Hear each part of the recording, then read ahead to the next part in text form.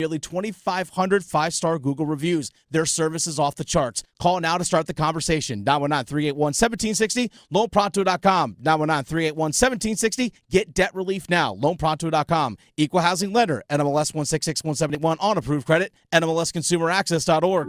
What is dedication? I think a parent's job is to protect our children, but also prepare them for the world so they become good, kind human beings. That's dedication. Find out more at fatherhood.gov. WCMC-FM HD1 Holly Springs. You're listening to The Adam Gold Show. I have trouble taking them seriously as a team. You know, they hit a lot of three-run homers. They need to get Judge back, obviously, from the injury is huge. But if they keep running into outs, the other night, Austin Wells on a sack bunt forgot how many outs there were and started jogging off the... Like, come on, guys. Yeah. You got to pay attention to the details if you think you're going to be a World Series contender, which in my mind right now, Emmett, they really are not. I mean, the American League is wide open, but they're just playing terrible. And with performances like this, if George was still alive, they'd have a new manager about 3 different times this year.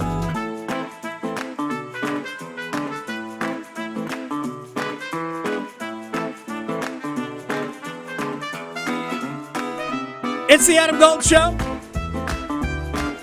Hi, I'm Adam Gold. Victoria's producing the program. Yankee fans not happy with Aaron Boone. They have not been happy with Aaron Boone, honestly, for about 8 years. He continues to be the head coach.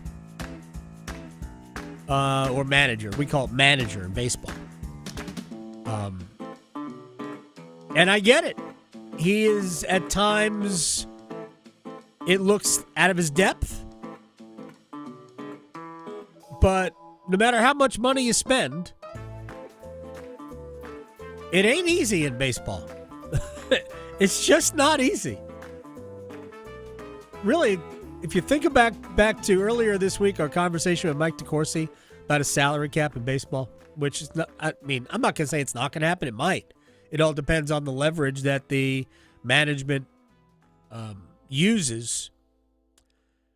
But we get this, we have this, I think, convoluted idea that A, what works in one sport would automatically work in another. B, we assign meaning to things based on what we want to perceive is a reason, even if it isn't. I don't believe a salary cap is the cause for competitive balance. It's not. I don't believe a salary cap is a cause for giving everybody the exact same chance to win. It doesn't. It's just another system. It's just another way of doing it. Anyway, without getting into the minutia of those types of things, the larger point is, based on the soundbite in the open, is that no matter how much money you spend, you still need to play well. You still need attention to detail. I talk about this all the time. In the playoffs, there are, to me, 2 things that seem like little things but are not. They're big things that determine whether or not you win or lose. Maybe actually, I'll throw 3 things here. During the regular season, 162 games, pitching and the long ball. Pitching and home runs determine how good you are during the regular season. In the playoffs, it's your bullpen, it's base running, and it's defense. Those 3 things will win you a World Series. Yeah, you can't suck at the other things, but I'm assuming that the, 12 playoff teams don't suck at those things. But so those 3 elements that during the regular season we don't pay a great amount of attention to, in the postseason, those 3 elements determine whether or not you win. Kind of important. And those things, to me, highlight how good a manager you are. Base running mistakes will lose you games. The bullpen will win you games. And defense will also lose you games. Anyway, that's that. I can talk baseball whenever, although don't ask me about who's going to be the rookie of the year. We talked about that yesterday. All right. Or 2 days ago. I don't know who the rookies are. Nah. All right, let's crank this up because we got a lot of stuff. Dave Harding, by the way, Duke Radio Network's going to join us in I don't know, 20 minutes, 25 minutes. We'll talk a little Duke football. We've tried to touch on all the locals. Duke's, I think, got a pretty bright outlook for this year, although a closer examination of their schedule, their non-conference slate ain't easy at all. Matter of fact, 3 of their 4 non-conference games, I'm not going to say are toss-ups, but they might be underdogs in 2 of them. So maybe they are toss-ups. Anyway, but we'll talk to Dave Harding toward the bottom of the hour. So, yesterday on the program, we had what I thought was a fun, breezy conversation with North Carolina Courage head coach Sean Nahas. Right. We even joked about how soft Raleigh area residents are when it comes to the weather. Don't shake your head as though you haven't thought the same thing. I mean, let's be traffic honest. is atrocious. There's one raindrop, boom, done. We cancel snow in the rain. I know. So stop. It's just a joke. Anyway, and then, I don't know, about 9 o'clock last night, 8 o'clock last night, I'm scrolling social media, and boom, the North Carolina Courage have terminated the contract of head coach Sean Nahas effective immediately. The North Carolina Courage remain focused on the continued development of the team and maintaining a professional, competitive environment for players, staff, and supporters. That's it. That's the statement from last night. What was missing from a dismissal 48 hours before they play Houston in a very important game on the road? In fact, they are likely en route to the airport right now. So if you're listening, go get them, ladies. What was missing from that statement? Why? No. Well, why was never going to happen in the statement? Why? I think there were a lot of people that read that statement and assumed why. Yeah. All right, we'll get to the assumptions in a second. What was missing from that statement was, we thank Coach Nahas for the last 4 years of hard work, blah, blah. Right. Nothing. There is no thank you there. Pleasantries. And again, if they knew this was going to happen, Sean Nahas would not have been on yesterday's show. We have kind of fallen into a every week check-in with Coach Nahas because the Courage are, do you remember our conversation with our big boss here, Jimmy Goodman, right? He's in charge of radio here at the network, the company that I work for that pays me. And we were talking about the possibility that the Tampa Bay Rays might play this regular season. This goes back, 8 months, 9 months. Yeah. Might play this regular baseball season in Durham. Right. Because big hurricane. Yeah, it ripped open the roof at Tropicana Field. Yep. As it turns out, they're not. They're playing in Tampa, where the Yankees' spring training complex is. But at the end, Mr. Goodman went on a rant about how we need to take seriously the fact that we've got a major league franchise here. He's referring to the North Carolina Courage. This is the top level of women's soccer in the United States. And there was a time where the NWSL was the best league in the world. European football has sort of assumed that role now. A little bit, maybe not a little bit, maybe a lot more money. More money, but it's comparable at the NWSL level. Many of the best American national team members play here, play in this league. And the Courage, you go back 5 years, when Paul Riley, am I allowed to say his name? I mean, he left in disgrace, but when Paul Riley was the coach, this team was the best on earth. They were the best team. And the scandal that had Paul Riley leave has left a stain. So when we mention why, it's possible that they hinted as to why. I'll just read that second paragraph again.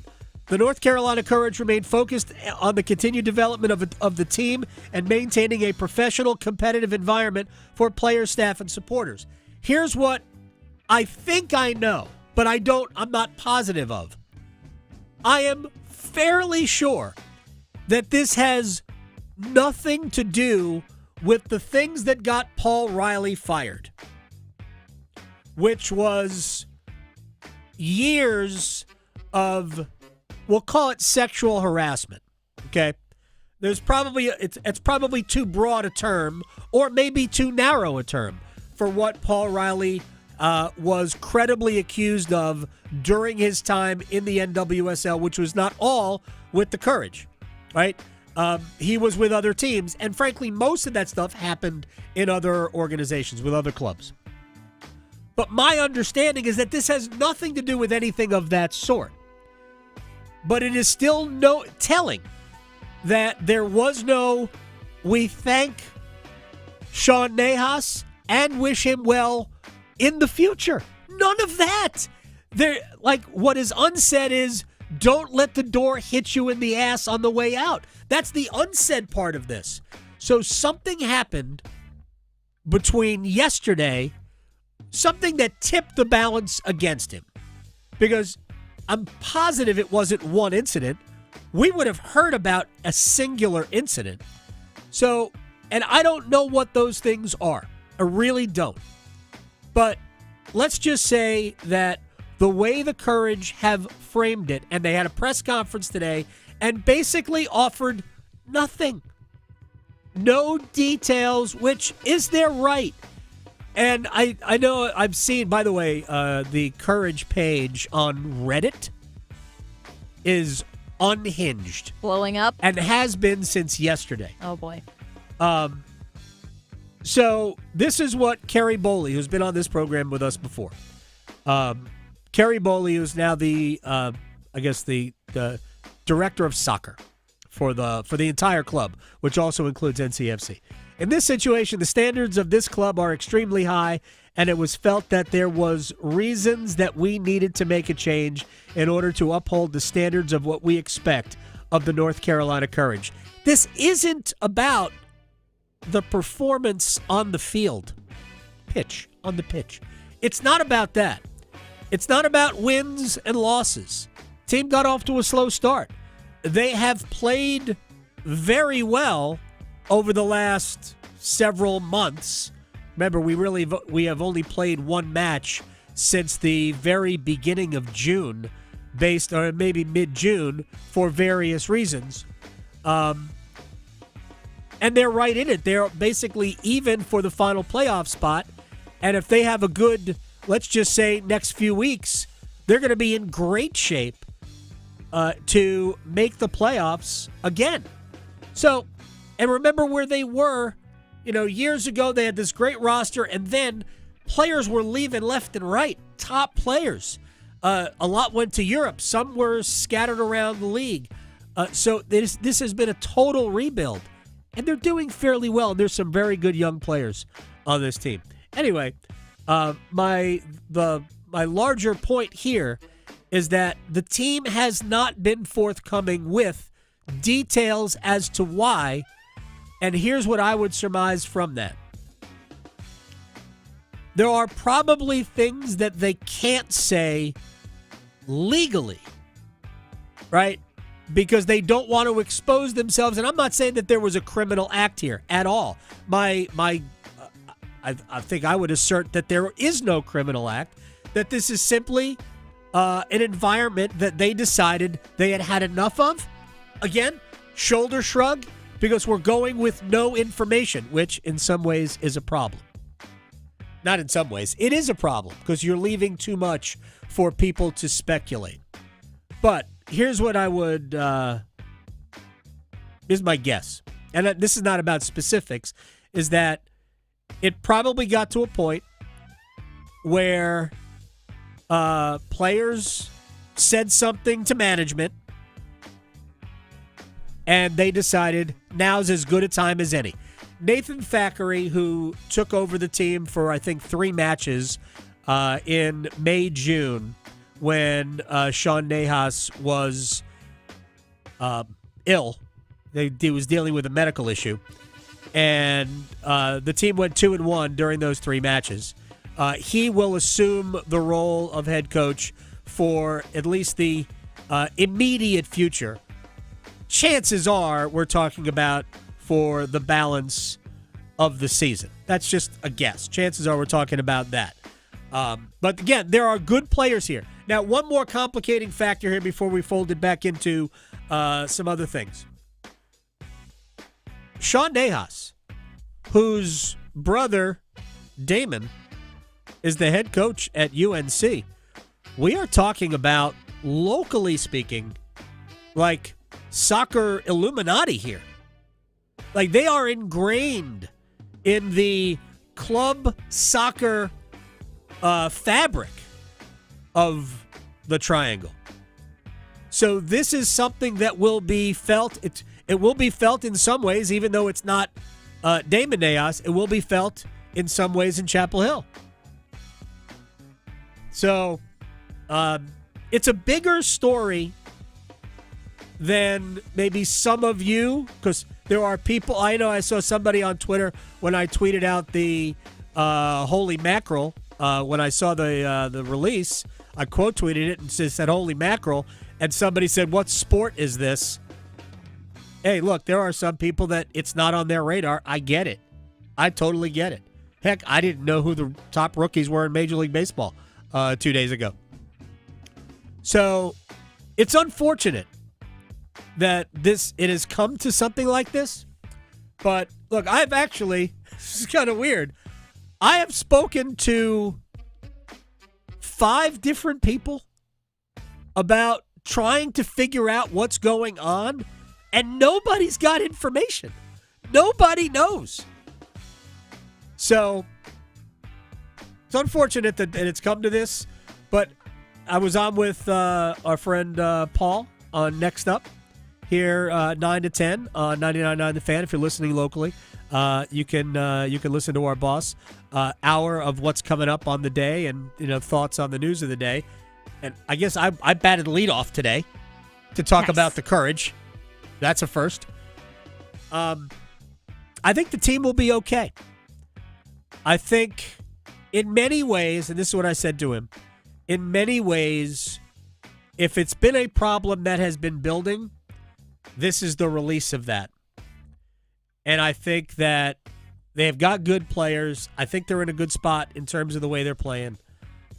And this, maybe they go on, actually kind of kick on after this, because now they don't have any thoughts about, man, this stuff, whatever might have been going on had to stop. Because again, if there was something so egregious that happened yesterday, we'd all know about it.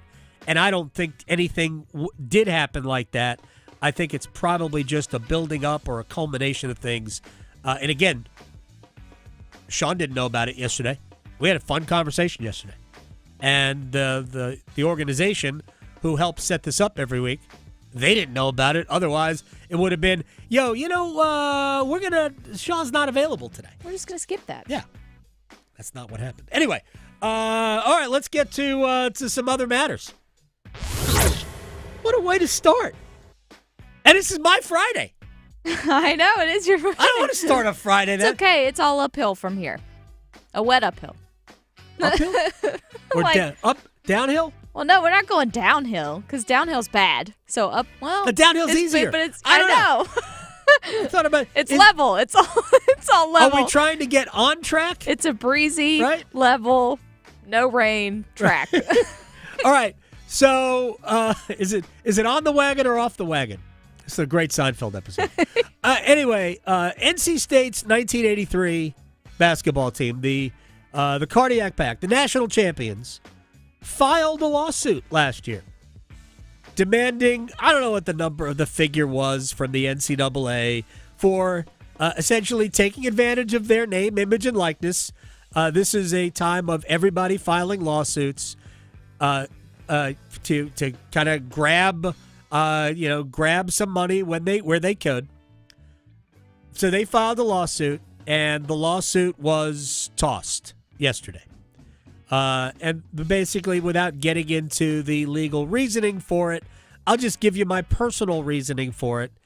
It just seemed to me that if those people felt that way for a long period of time, then we would have heard more rumblings. But nobody minded when for really the last 40 years,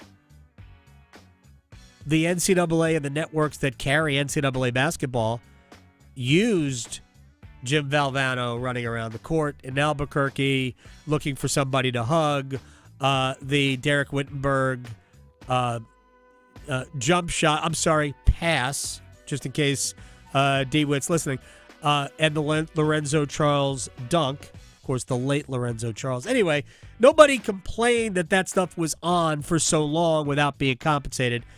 So there's a legal reasoning, but ultimately the lawsuit was tossed. College football starts 3 weeks from today.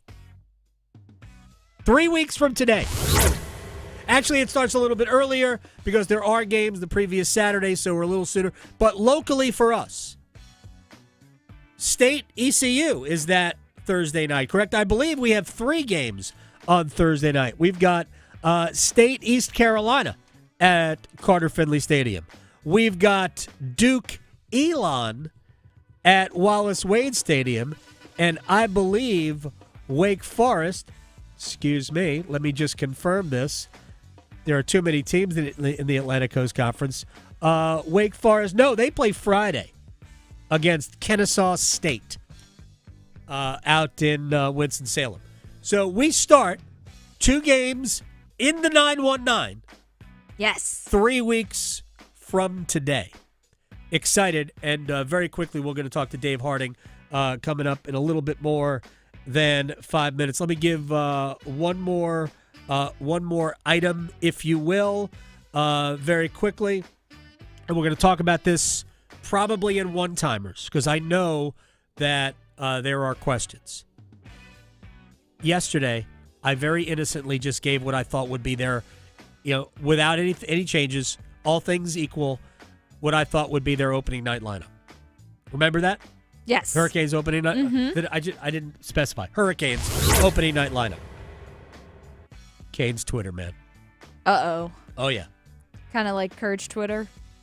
Going No, crazy. it's Courage Reddit. There is no Courage Twitter. Oh, okay. Courage Reddit. That I have been able to surmise. Yeah. There is no Courage Twitter. Oh, yeah. There is Canes Twitter. Yes. And, oh, boy, they were fantastic yesterday. There is Courage Reddit. I'm sure there's a Canes Reddit, too. Probably. And I have no interest in it. No.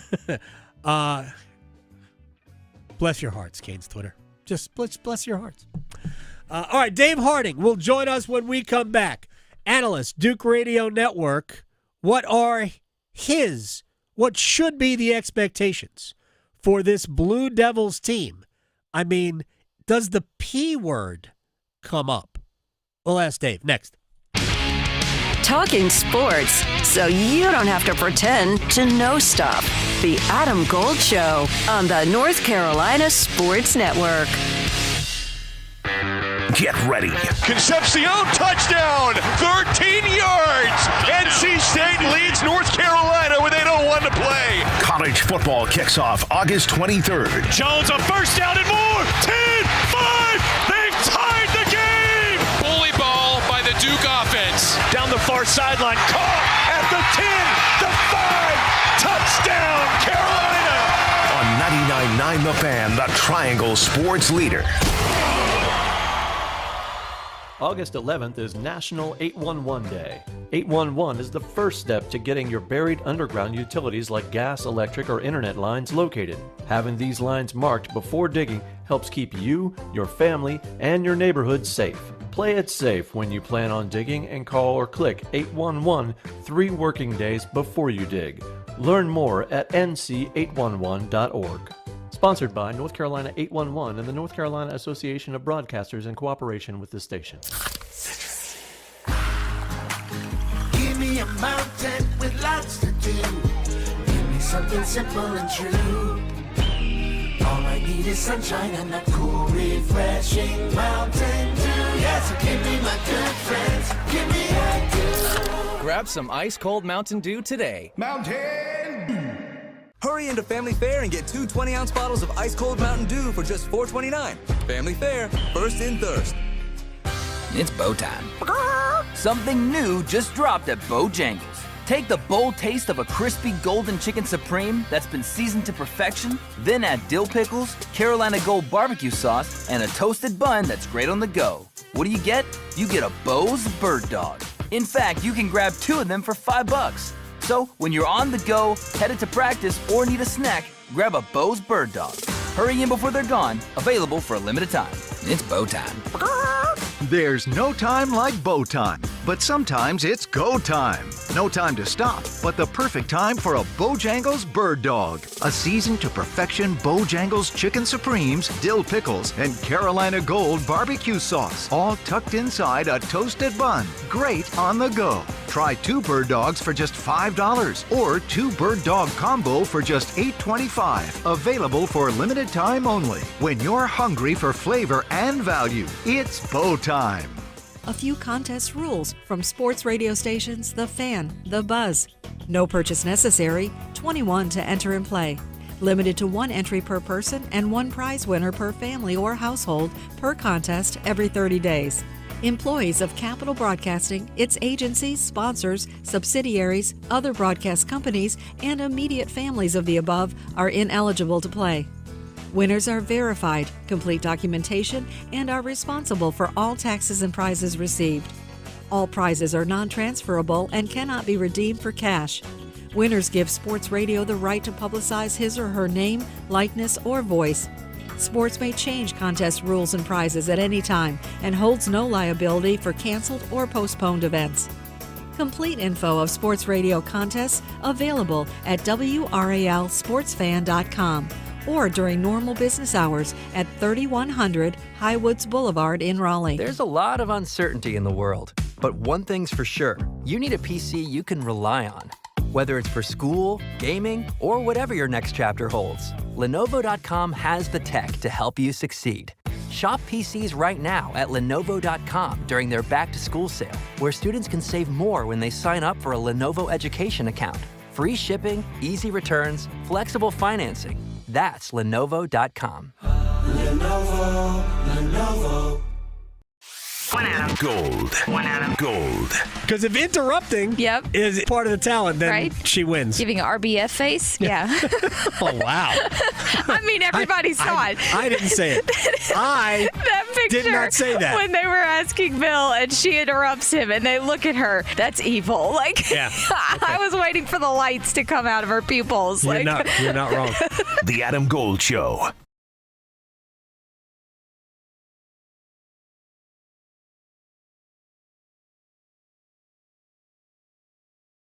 Just went to ACC football kickoff in Charlotte about 2 weeks ago, and it was made so much less fun because my friend Dave Harding, Duke Radio Network, he's got some fancy title that I don't know off the top of my head, was not there. Duke was there, but no Dave Harding, so I had a big frown on my face because I didn't see my friend Dave. How are you, sir? I'm doing great. I actually got a call from the folks that organized that event. Yeah, everybody's going through budget cuts. They were looking to save like $10,000 on lunch expenses, and they couldn't have me come out there. You are. That's usually the whole reason I go is because for the churros or something. They're usually pretty good, yeah. Food at the Hilt was very good.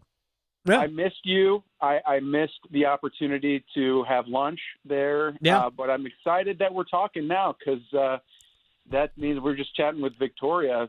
It's despite the false fall and all that it's football time, whether you're ready or not, and it's my favorite time of the year, without question. August 28th, so 3 weeks from today, Elon is at Wallace Wade Stadium to kick it all off. And there are, I'll let you tell me what you think the expectations are for Duke football. Duke always goes under the radar because, Duke. But 9-4 last year, probably should have won 10. That SMU game probably should have been a win. I think we can all remember circumstances around that. That should have been a win. 8 wins the year before, 9 wins the year before that. It's a pretty good run for Duke football. But tell me your thoughts going into the game against Elon. Yeah, I think expectations should be high. I was out at practice yesterday. It is the cleanest and crispest looking group that I've seen. And by that, I mean they're organized. People are where they need to be in practice. There's high energy, not a ton of mistakes. And it feels good. And as a player, that actually does wonders and kind of it can snowball in a positive way where you're stacking these really good practices, you're building your confidence as you head into the season. And I think a lot of that comes off of what you just said, several years of achieving at a pretty high level. So the expectations internally are high, but I think externally as well, people are anticipating, gone are the days of will Duke be bowl eligible. It's now making a push for the college football playoff. It's making a push to be playing in the ACC championship game, and you can feel it during the month of August in the prep work leading up to the Elon game. And I think from there, Coach Diaz, he's very honest with the team and what he tells them. He's absolutely a player's coach in that he's got their best interest at heart. He expresses that over and over, but he's also going to shoot them straight. And I think it's about taking it one game at a time beyond that. That's very much his mantra of just, when I'll use a food example again, don't bite more than you can chew. And let's go ahead and take on what we know we need to handle during this month in prep leading up to Elon and focus on them first and foremost, because when you talk about what you have to chew on, there's a heck of a lot of challenges the rest of the way when you look at the schedule that Duke has, especially, kicking off right away after Elon with Illinois, the potential top 15, maybe top 10 team coming to Wallace Wade Stadium. Yeah, there are high expectations for Illinois. Also, the trip to Tulane, and we'll talk about Darian Mensah going back to where he came from. Those two games, Tulane is one of those teams that has been mentioned as a group of 5, I guess group of 6, I don't know, group of 5 schools that could be pushing for a playoff spot because they obviously have high expectations there.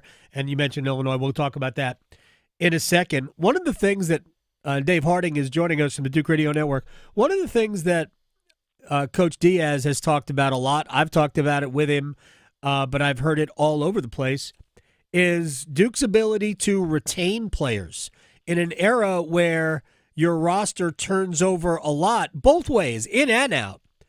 Duke has been able to retain a lot of their players, and he actually said that he thought that Duke, as a school, is in many ways the reason why the players who came here don't leave.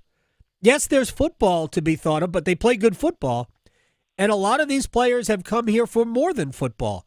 I'm just curious your thoughts on, is he selling something there, or is there a lot of truth to that? Because they do have good players, and we're going to talk about them. I think he's right. And I felt this as a player. The first couple years, I was part of David Cutcliffe's first recruiting class, his first full class, started in 2009. And I bought into this promise and the expectation that we were going to turn things around. We ultimately did, finishing in 2013 with a 10-win season and a trip to the ACC championship game. But the first couple of years, we didn't. It was 3-9. We weren't making it to bowl games. And I started to look around. This is before the transfer portal was even a thing. But, hey, what would it be like if I transferred and went, closer to home or played at a place that was having immediate success. And outside of my relationship with the coaching staff and the players, which exists in any locker room, it was the pull of school and the fact that I had gotten into this prestigious institution that otherwise, I mean, let's face it, I wouldn't have had a chance of even getting in the door. Why would I walk away from that? I've put a year or 2 years of hard work into the academics here. I'm that much closer to getting an incredibly valued degree. And ultimately, I think that was the decision that helped me close the door on any transfer talks and focus on staying here and knowing that this was the place I want to be. So it's interesting in talking about this with Manny Diaz. So many coaches can view Duke's academic requirements as an obstacle.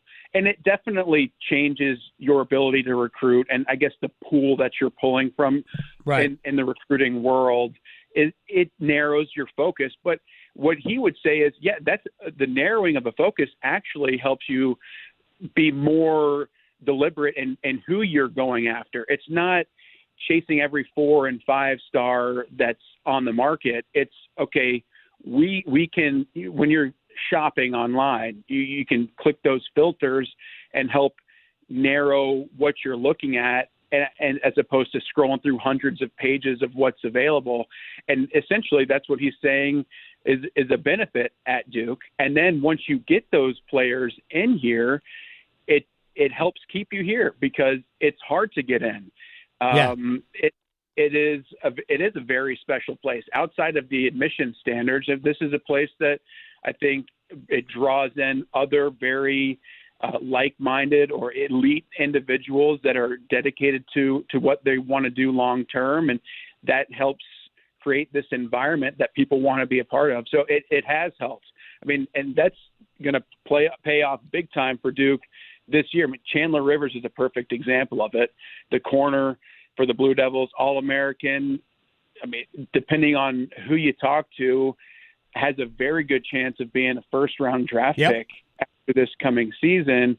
I'm sure that, and I truly don't have specifics, but that there were conversations of other schools trying to pull him away, and Duke was able to retain him. So it's a mix between the investment from an NIL perspective, because Duke is definitely still playing in that game. They're invested in that. They acknowledge that has to be a big piece of it. But I think when you talk about the retention, it's the total comp package that our employers throw around all the time. And a big part of that is the brand and the academic pull that Duke University has. Dave Harding is joining us here on the Adam Gold Show. All right, you mentioned Rivers. Terry Moore's another guy. Wesley Williams and other. They have legitimately good players on the defensive side of the ball.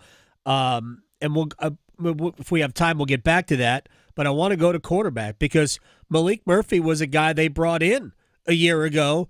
And based on what I kind of think I know, that they sort of went, I think we're going to upgrade. And they just basically encouraged him. Maybe they thought he was going to go anyway, but they sort of encouraged him to go elsewhere, and he's apparently doing well out at Oregon State. But Darian Mensah comes in from Tulane. He's big. He's got a strong arm. He's a good athlete. Talk to me about how he fits. And again, we already talked about the schedule. The early part of the schedule is not easy. But how does Darian Mensah look to you? I think it's the perfect fit. And part of that crisp, kind of high-energy, focused look at practice that I talked about having seen when I've been down there comes from him. And I was blown away by the way that he engages with his teammates. You hear about a guy that, is recruited heavily. Obviously, there's conversation around the NIL deals that he was offered or ended up accepting to come to Duke. He is 100% focused on the football piece and does not seem to be distracted by any of what a 18, 19, 20-year-old kid could be distracted by in this world of college football. He is going over and doing special handshakes with not just the starting offensive line, the walk-ons and the people that are kind of standing at the periphery. He comes by and says thank you to the folks that are attending practice. This guy says pro all over him, and he treats his approach to practice with a professional mindset. He's got an attention to detail. I have been very impressed by Darian Mensah, the person, and the way he handles himself. And that is outside of the fact that he's an incredibly special athlete. Great ball, and the big difference between what Mensah brings and what we saw with Malik Murphy last year is mobility and an ability to extend plays, to get out of the pocket. He can throw really well on the run. Murphy didn't have that. And I can tell you from experience as an offensive lineman, you are so much more limited. You're much more stressed out in pass blocking when you know that you kind of got this statue standing in the middle, and you've got to create really good pockets for them to be successful. Now, that is really not a knock on Murphy. He set Duke records, like we've said, successful year, 9 wins. But I think if you look at what Mensah brings, especially from the mobility standpoint and the leadership perspective, I think those 9 wins turn into 10, 11, maybe more if you had a guy like Mensah who can help extend plays and keep drives alive, and also just threaten a defense in multiple ways. This is a great pickup for Duke, and I think it's one of the in the day and age where there's so much talk about players moving around to benefit them. This is a good example of using the transfer portal if you're looking at it as a Duke fan, where you're bringing on an asset that immediately elevates your stock as a program and as a team. So Darian Mensah, a great acquisition during the offseason. Dave Harding is joining us, Duke Radio Network. Just a couple of minutes left. So I want to do a rapid fire here. Jaquez Moore, running back. We know what we've got there. Dynamite player, explosive runner.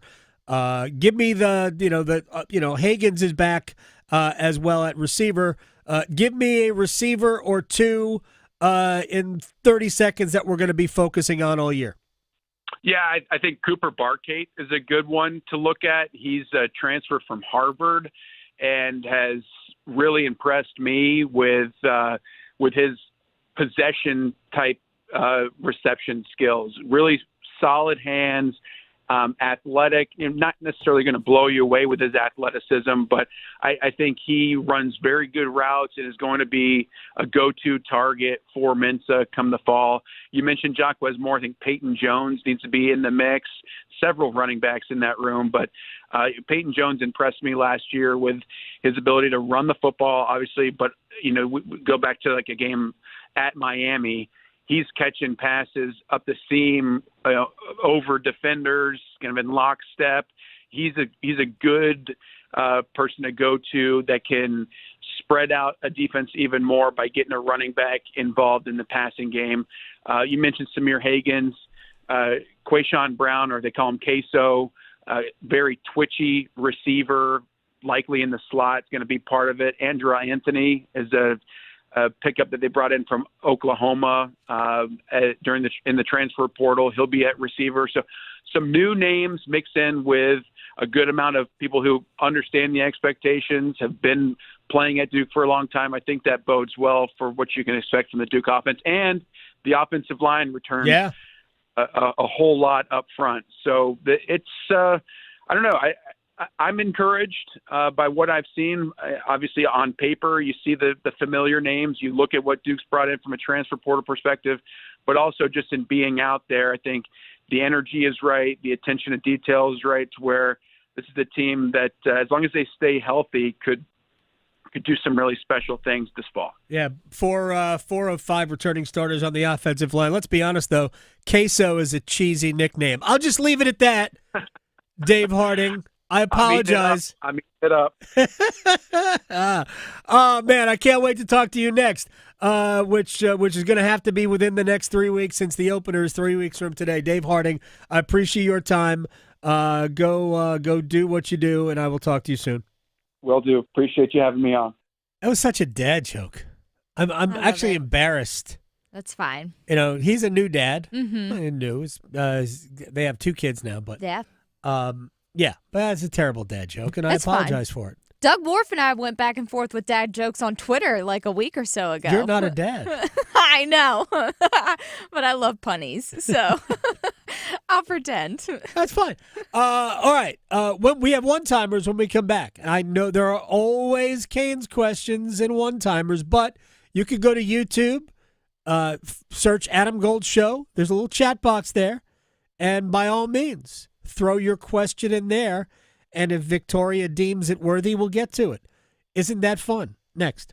Questioning goalie interference calls since day one. The Adam Gold Show on the North Carolina Sports Network. At North Carolina Farm Bureau Insurance, you're more than a policy. You're family. With offices in every county, we're close by when it matters most. Our local agents customize coverage to fit your life. And our award-winning claims team delivers fast, quality repairs. It's no surprise Forbes ranked us the #1 auto insurer in America. North Carolina Farm Bureau Insurance. Helping you is what we do best. Turning 65 soon, navigating Medicare can be overwhelming and confusing, but you're not alone. The NC Department of Insurance SHIP program can help. SHIP counselors can help you understand Medicare benefits to make your best choices. Visit ncshiip.com or call toll-free at 855-408-1212. SHIP provides free, unbiased help in all 100 counties. Project supported by grants from the Administration for Community Living. Contents do not necessarily represent official views of, nor an endorsement by ACL, HHS, or the U.S. government. North Carolina ranks second in the nation in potential agricultural land lost by the year 2040. The NC Forever Farms program supports the preservation of family farms through permanent agricultural conservation easements and has received a record number of applications for 3 straight years. Landowners interested in preserving their working farm through the Farmland Preservation Division of the North Carolina Department of Agriculture and Consumer Services can learn more by visiting ncadfp.org. Ask any college student. If it wasn't for the last minute, lots of assignments wouldn't get done. So if you haven't figured out your plan for college and how to pay for it yet, don't worry, you've still got time. And with the next NC scholarship, you can still get money to pay for most or all of your tuition. To apply, just fill out your FAFSA and you could get $3,000 for community college or $5,000 for public university, and possibly more. See how easy it is to apply at nextncscholarship.org. Make this your best summer yet by having fun while staying active and engaged. AARP can help. Find AARP events near you by visiting aarp.org/local. That's aarp.org/local to find both in-person and virtual events. You can also learn more about living your best life by listening to AARP Without Limits wherever you listen to your podcasts. It's the first day of the first grade, and she found a new best friend. It's a laid-back Sunday afternoon you wish would never end. The homemade taste of Bluebell and good friends gathered round. The good old days are being made right now. Open the lid on a carton of Bluebell Homemade in the Shade, and you'll have it made, so to speak. It's a combination of our top-selling homemade vanilla ice cream with a swirl of rich chocolate fudge sauce. Enjoy an instant classic. The good old days are being made right now. The good old days are being made right now. Look for Bluebell ice cream at your local grocer and pick up your favorite flavor today. When people put their feet under a table, it means more than just consuming food. Getting the restaurant back open, that meant to the community a lot of normalcy. The public health department checked the wells so that we knew where we could get water that was able to be used. And it was neighbor helping neighbor, and I'm so proud to work in this little small county. NC Public Health, everywhere, every day, everyone. One Adam Gold. One Adam Gold. Is he married to a person or just himself? Because I feel like that's very Aaron Rodgery of him to have the twist in there. It's a very good question. So, I don't know. We still don't know if it's a person. Would he get down on one knee to ask himself over an ayahuasca? Yes. The Adam Gold Show.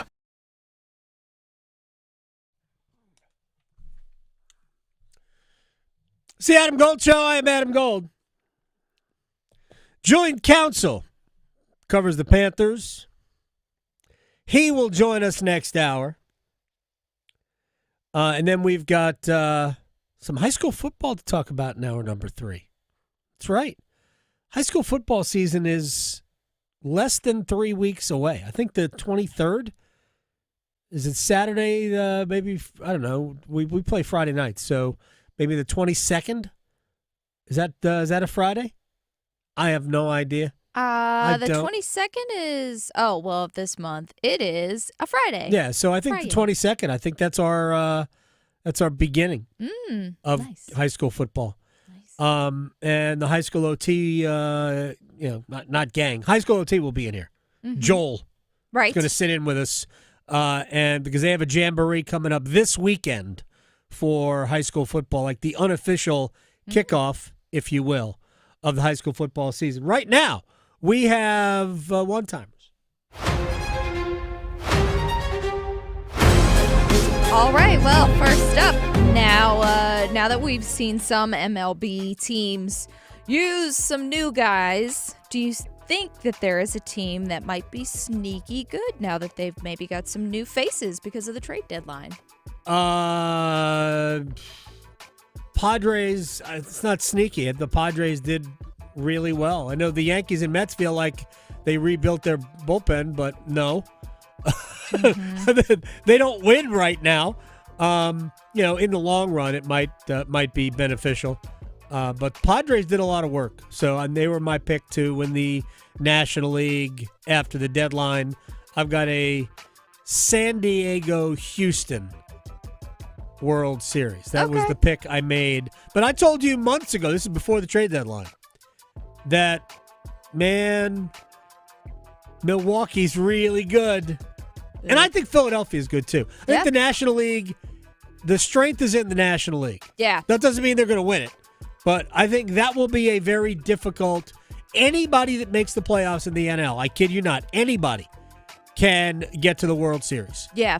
In the American League, Blue Jays. I'll say the same thing about the American League, but I think it's a lesser group of teams. Like if Seattle gets in, I think Seattle could get to the World Series. Yeah. But I think the strength is in the National League. Yeah, I know. I was surprised about the Blue Jays. They're trying to win it out over there. I'm not sure how great they are. Yeah, I know. Well, we'll see how it goes. Moving on to football. This one was from this morning, so I'm curious to see what you think. They were talking about this on ESPN. What are the chances of the Kansas City Chiefs making another Super Bowl appearance this year? Was that really the question? Mm-hmm. What are the chances of the best quarterback and the best coach getting to a Super Bowl? To come back again with Pat Mahomes leading the way. Was this like a taped segment from a month ago? I know. You would think so, but it is the end of summer, so I'm sure they're reaching. I think the chances are pretty good that Kansas City is in the Super Bowl. Like, let's just admit, people will think this is not good chances, but I think 30%. Yeah. That the Chiefs make the... It's better than other teams. Yeah. Hell, they're the favorites. I know. I mean, I'd find out for sure at FanDuel, but next question. I wouldn't be surprised. So, along those same lines, sort of, which NFL team do you see making the biggest comeback from last season in this season? All right, I've actually been thinking about this, and we're weeks away from making any sort of NFL predictions. The New England Patriots are going to make the playoffs. Okay. Yeah. I mean, Drake I don't May want and them company. to, but the New England Patriots are going to make the playoffs. Yeah. Hey, I could see Yeah. it. Well, another team that I wouldn't hate seeing make the playoffs. Don't think that they will, but you never know. Bryce Young, our Carolina Panthers quarterback. So, do you think Bryce, what do you think Bryce has to do to help change his perception this season? Kind of change his image up a little bit, because some people might have an image of him, from last season. So last season, the last thing we saw was good. Right. So if Bryce continues to play well, they don't even have to win. If Bryce continues to play well, then I think everybody from the organization and then out, I think people will go, all right, the Panthers got it right. They guessed right. They got the right quarterback. I still think that there's every indication that Bryce will be better than C.J. Stroud, depending. You need players around you, but I like the players that they've got around Bryce. And last up, so we talked with Brooke Pryor yesterday, who covers the Steelers. I don't know if this has maybe changed her mind any after talking with her, but how big of an impact do you think Aaron Rodgers will actually bring to the Pittsburgh Steelers this season? Minimal. I think Rodgers is essentially done as a consistent quarterback. I think there will be flashes of Aaron Rodgers great, and then there will be moments of reality that he's in his 40s and that the arm and the legs just aren't what they used to be. That's what I thought he was last year. Flashes of really good. And then, why did that happen? All of that. Plus, I got Kane stuff next. Talking sports, so you don't have to pretend to know stuff. The Adam Gold Show on the North Carolina Sports Network. You've heard the perfect scores on air. We're bringing our champions to the stage. It's our second annual Numbers Game Live show, presented by Sharky's Place Sports Bar and Grill. Perfect players will compete on August 21st at the fabulous Hilton Raleigh North Hills. Watch on YouTube as we crown a Numbers Game champ. Special thanks to On-Site AV, a full-service event production company, for lighting up Numbers Game Live. You know the feeling. Wake up, get ready, get the kids, the list goes on. But what if what you drive could make your life a little less complicated? With convenient home charging, a quieter ride, and an average range of more than 250 miles, EVs are one step toward a cleaner future, so you can focus on what really matters. Give yourself more time to recharge. EVs are for everyone. Sponsored by the NC Clean Energy Technology Center and the North Carolina Association of Broadcasters in cooperation with this station. Looking for a big new game to play? Well, there's no game bigger than the new dino-sized Jurassic Park scratch-off from the North Carolina Education Lottery, which gives you a chance to win up to $200,000 instantly. And if that weren't enough, you can enter for a chance to win an exciting trip to beautiful Hawaii, where you could win up to $1 million. Welcome to Jurassic Park. Adventure awaits. Must be 18 to play. Approximate overall odds of winning are 1 in 4.28. Problem gambling helpline 877-718-5543. It's bow time. Something new just dropped at Bojangles. Take the bold taste of a crispy golden chicken supreme that's been seasoned to perfection, then add dill pickles, Carolina Gold barbecue sauce, and a toasted bun that's great on the go. What do? You get a Bo's Bird Dog. In fact, you can grab 2 of them for $5. So when you're on the go, headed to practice, or need a snack, grab a Bo's Bird Dog. Hurry in before they're gone. Available for a limited time. It's bow time. There's no time like bow time, but sometimes it's go time. No time to stop, but the perfect time for a Bojangles Bird Dog. A seasoned to perfection Bojangles Chicken Supremes, dill pickles, and Carolina Gold barbecue sauce, all tucked inside a toasted bun. Great on the go. Try 2 bird dogs for just $5 or 2 bird dog combo for just $8.25. Available for limited time only. When you're hungry for flavor and value, it's bow time. Joining us on this episode are real Spectrum customers, Monique and Greg. We hear your family is a big fan of Spectrum. Family of 4, we have about 18 devices last time I counted. 2 teams require a lot of speed. Everything they do is online. There's gaming, there's streaming. Spectrum is perfect for us. I mean, it just seamlessly connects all our devices with lightning speed. Sounds like Spectrum is really committed to keeping you connected. It's amazing. Parenting is hard. Technology can make it harder. The family media plan developed by the American Academy of Pediatrics helps make it easier. Go to healthychildren.org/media plan today to create the media plan that's right for your family. The success you've already had matters at University of Maryland Global Campus because we're a school for real life. An accredited state university, UMGC lets you earn up to 90 credits toward a bachelor's for prior learning and relevant life and work experience, or transfer up to 12 credits toward a master's. We offer affordable tuition and online and hybrid courses. Classes start August 13th. Apply now and save with no application fee. Learn more at umgc.edu. Certified to operate in Virginia by SHEV. I'm attorney Brian Ritchie. Getting hurt in a car wreck comes with all kinds of stress and frustration. But when you call me, I'll be on top of all of it. So all you need to worry about is getting better. If you've been injured in a car wreck, I'm on top of it. Contact us at ritchielaw.com. Broadcasting live from the Lenovo Studios. WCMC HD1 Holly Springs. 99.9 The Fan. The Triangle Sports Leader.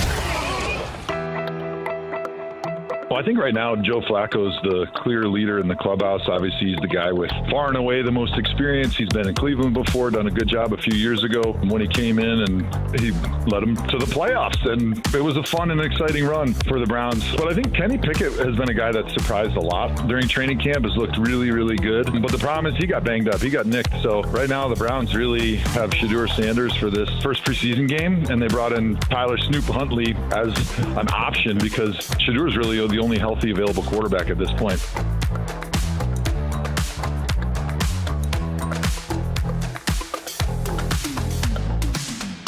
It's the Adam Gold Show. I am Adam Gold. Victoria's on the ones and twos.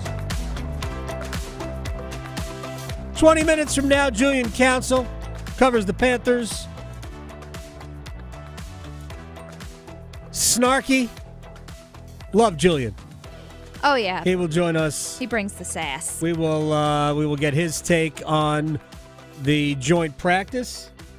He did express to me offline his trepidation about standing out in the rain. I'm like, dude, it ain't 98. It's like 75 degrees. Mm-hmm. Get a hat. Yeah. He also told me he would log whether or not David Tepper was on hand for it. Of course. Well, Panthers probably could use an indoor practice facility, don't you think? That would be nice. I don't believe they have one. No. Right. Last we checked. So anyway, we'll talk to Julian Council about the season upcoming in less than 20 minutes now. I have some thoughts on the Hurricanes based on some stuff that we kind of tossed in the middle of the show yesterday. Obviously, there are like significant news stories to get to, so let's run it back.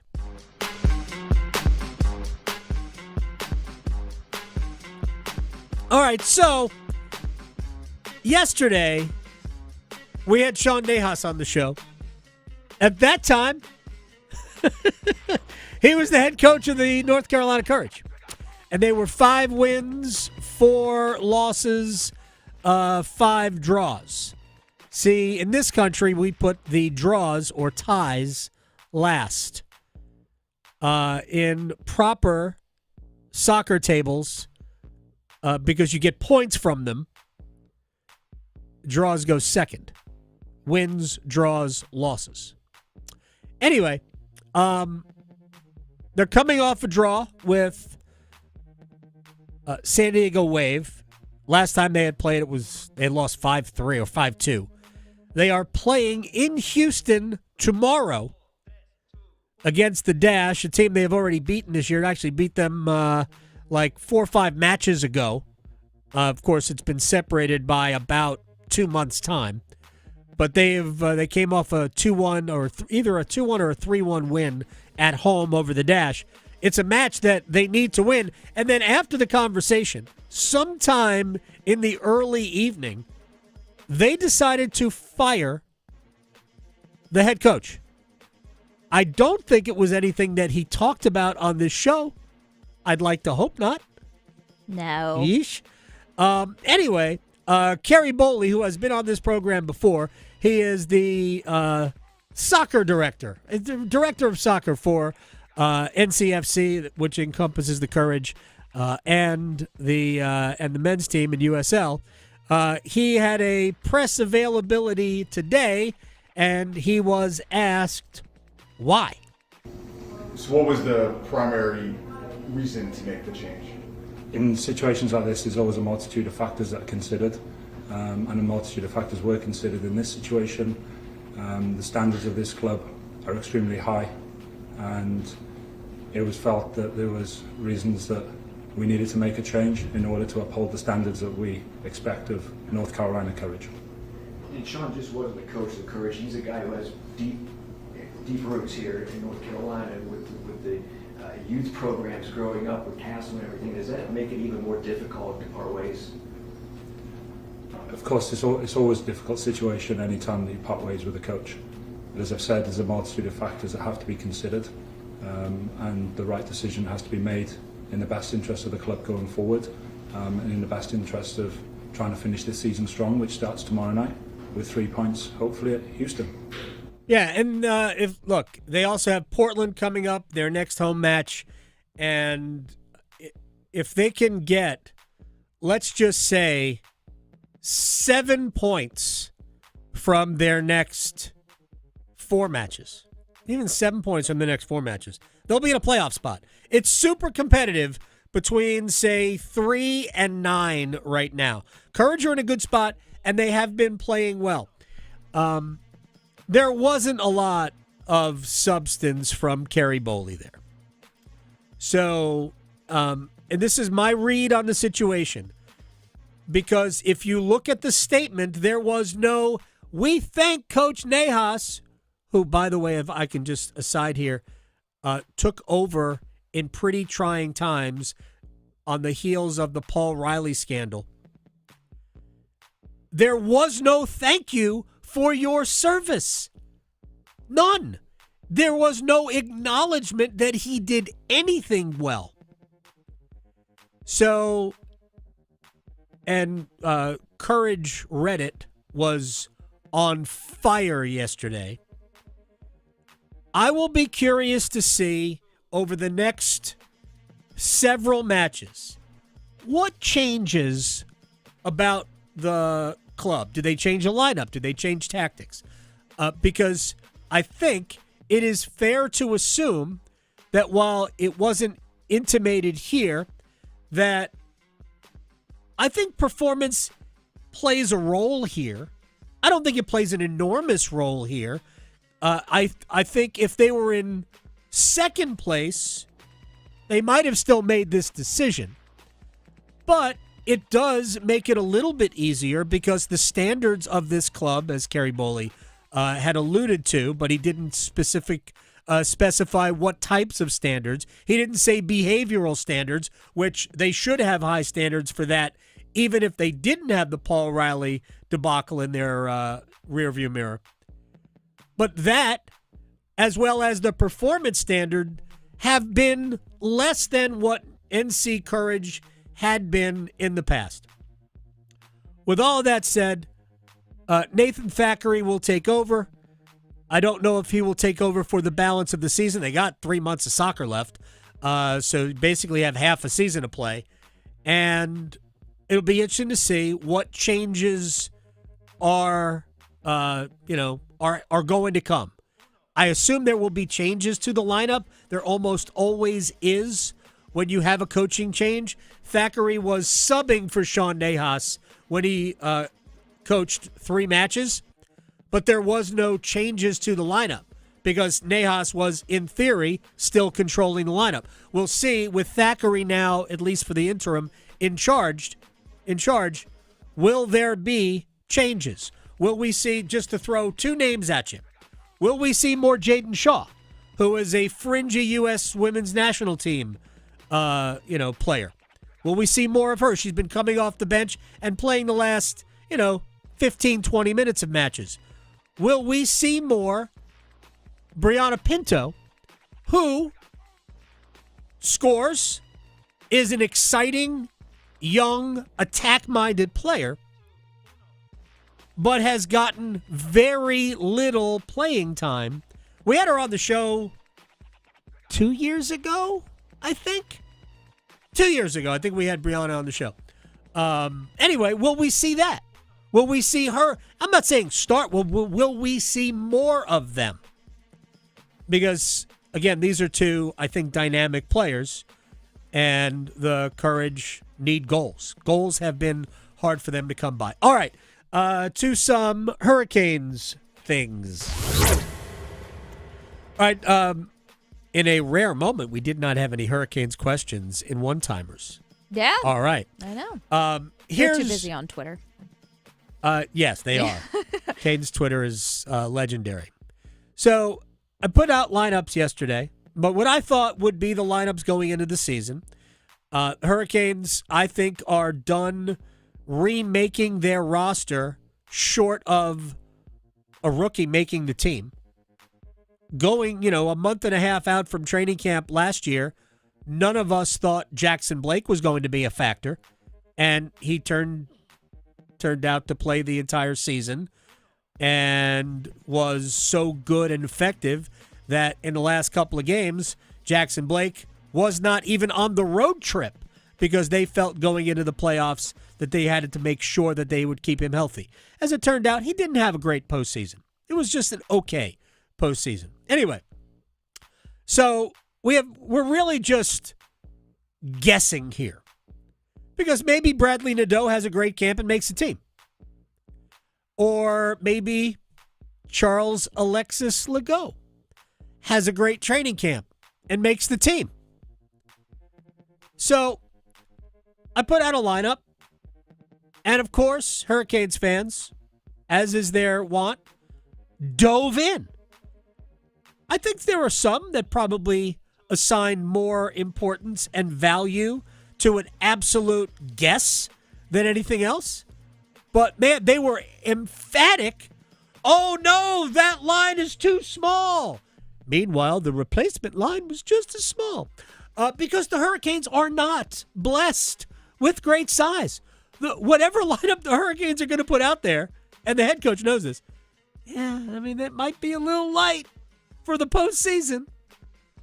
So, and there were some people who were mad that I separated Aho and Jarvis, even though they were separated a lot last year. I know theoretically, Jarvis and Aho together, great. If Carolina had a better option at second center than possibly moving Jarvis there, then we wouldn't have to have this conversation. But they don't.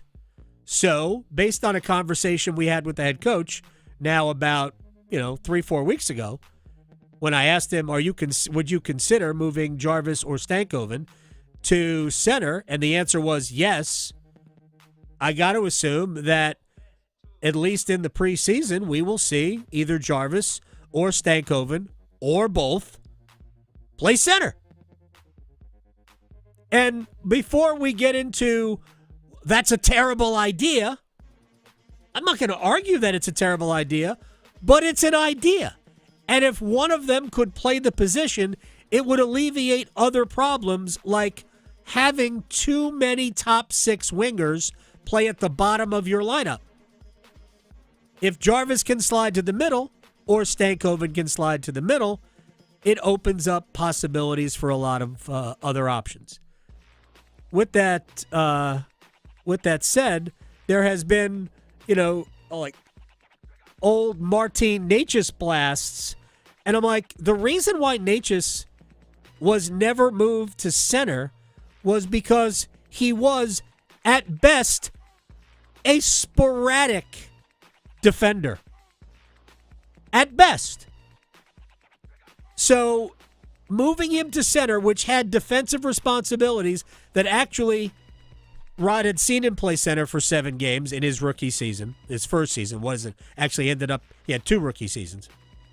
Rod had seen him play center, didn't like what he saw, and he hadn't played center since. It was never going to be an option for Necas here. And by the way, he didn't play any center for the Avalanche. I don't think he's playing center for the Avalanche this year either. He does play it for the Czech Republic, but international hockey is a lot different than the NHL.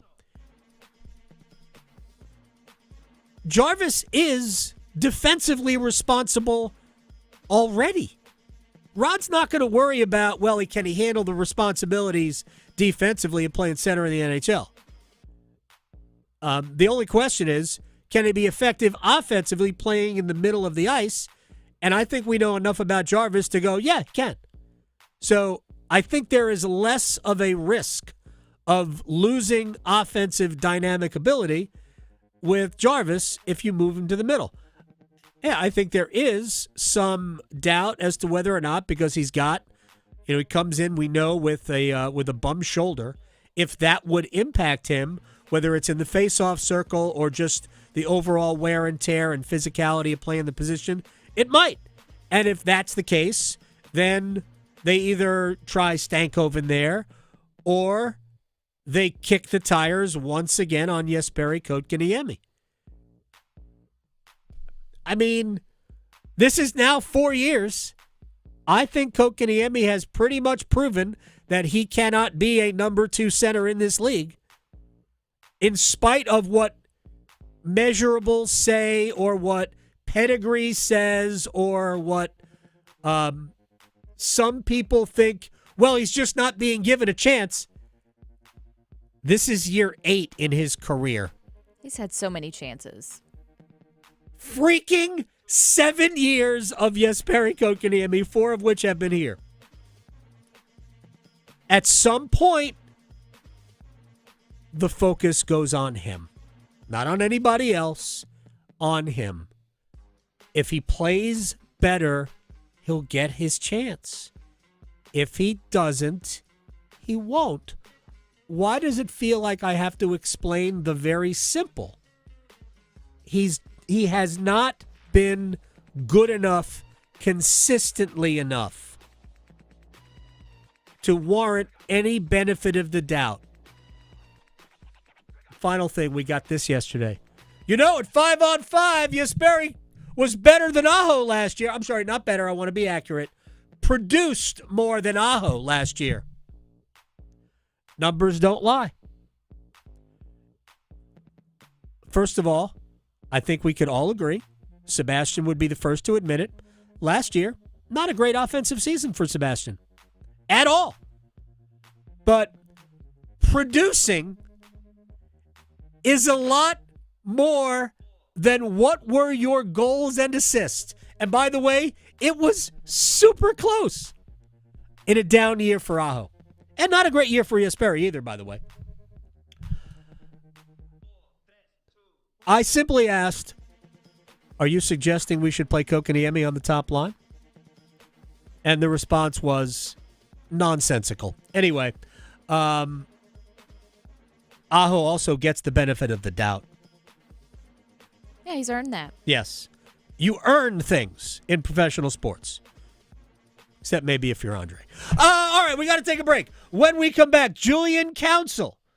Locked On Panthers podcast. Next. Chapel Hill to Charlotte, Greenville to Greensboro. Your sports, his state. The Adam Gold Show on the North Carolina Sports Network.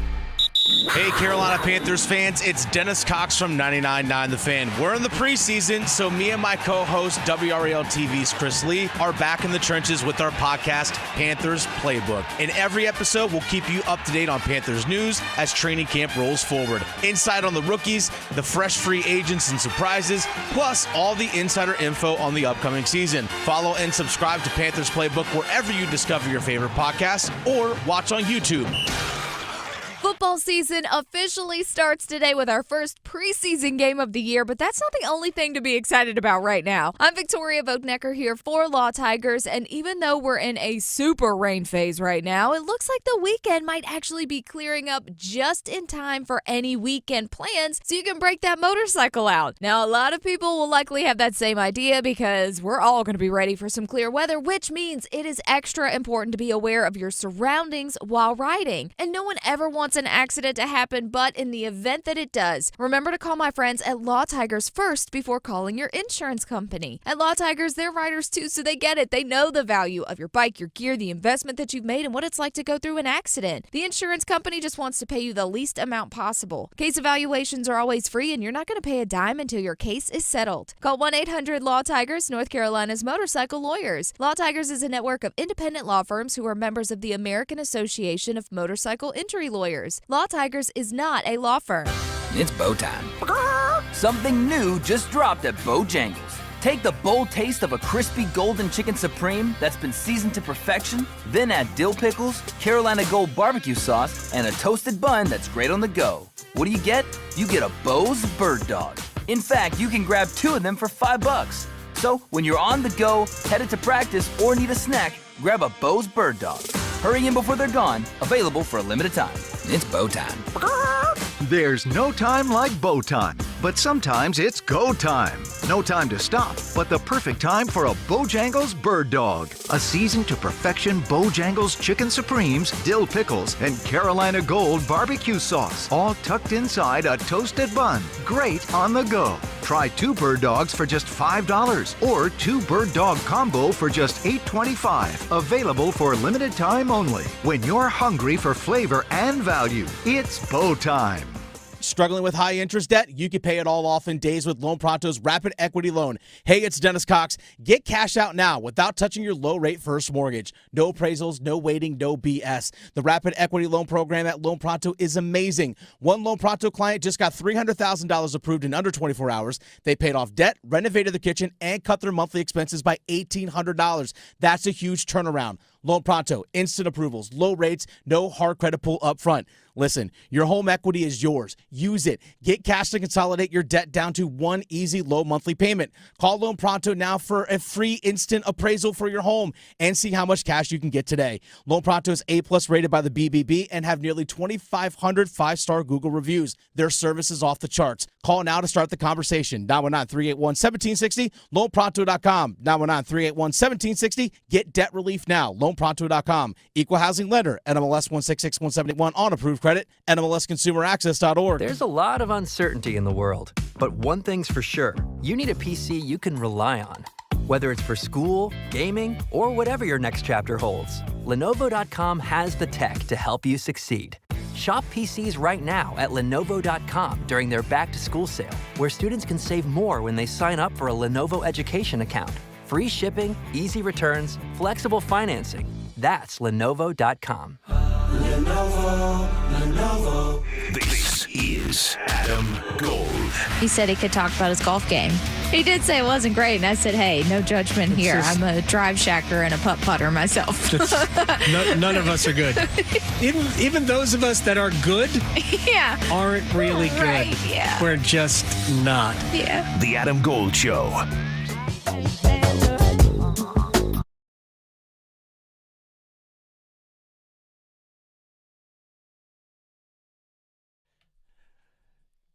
It's the Adam Gold Show. I'm Adam Gold.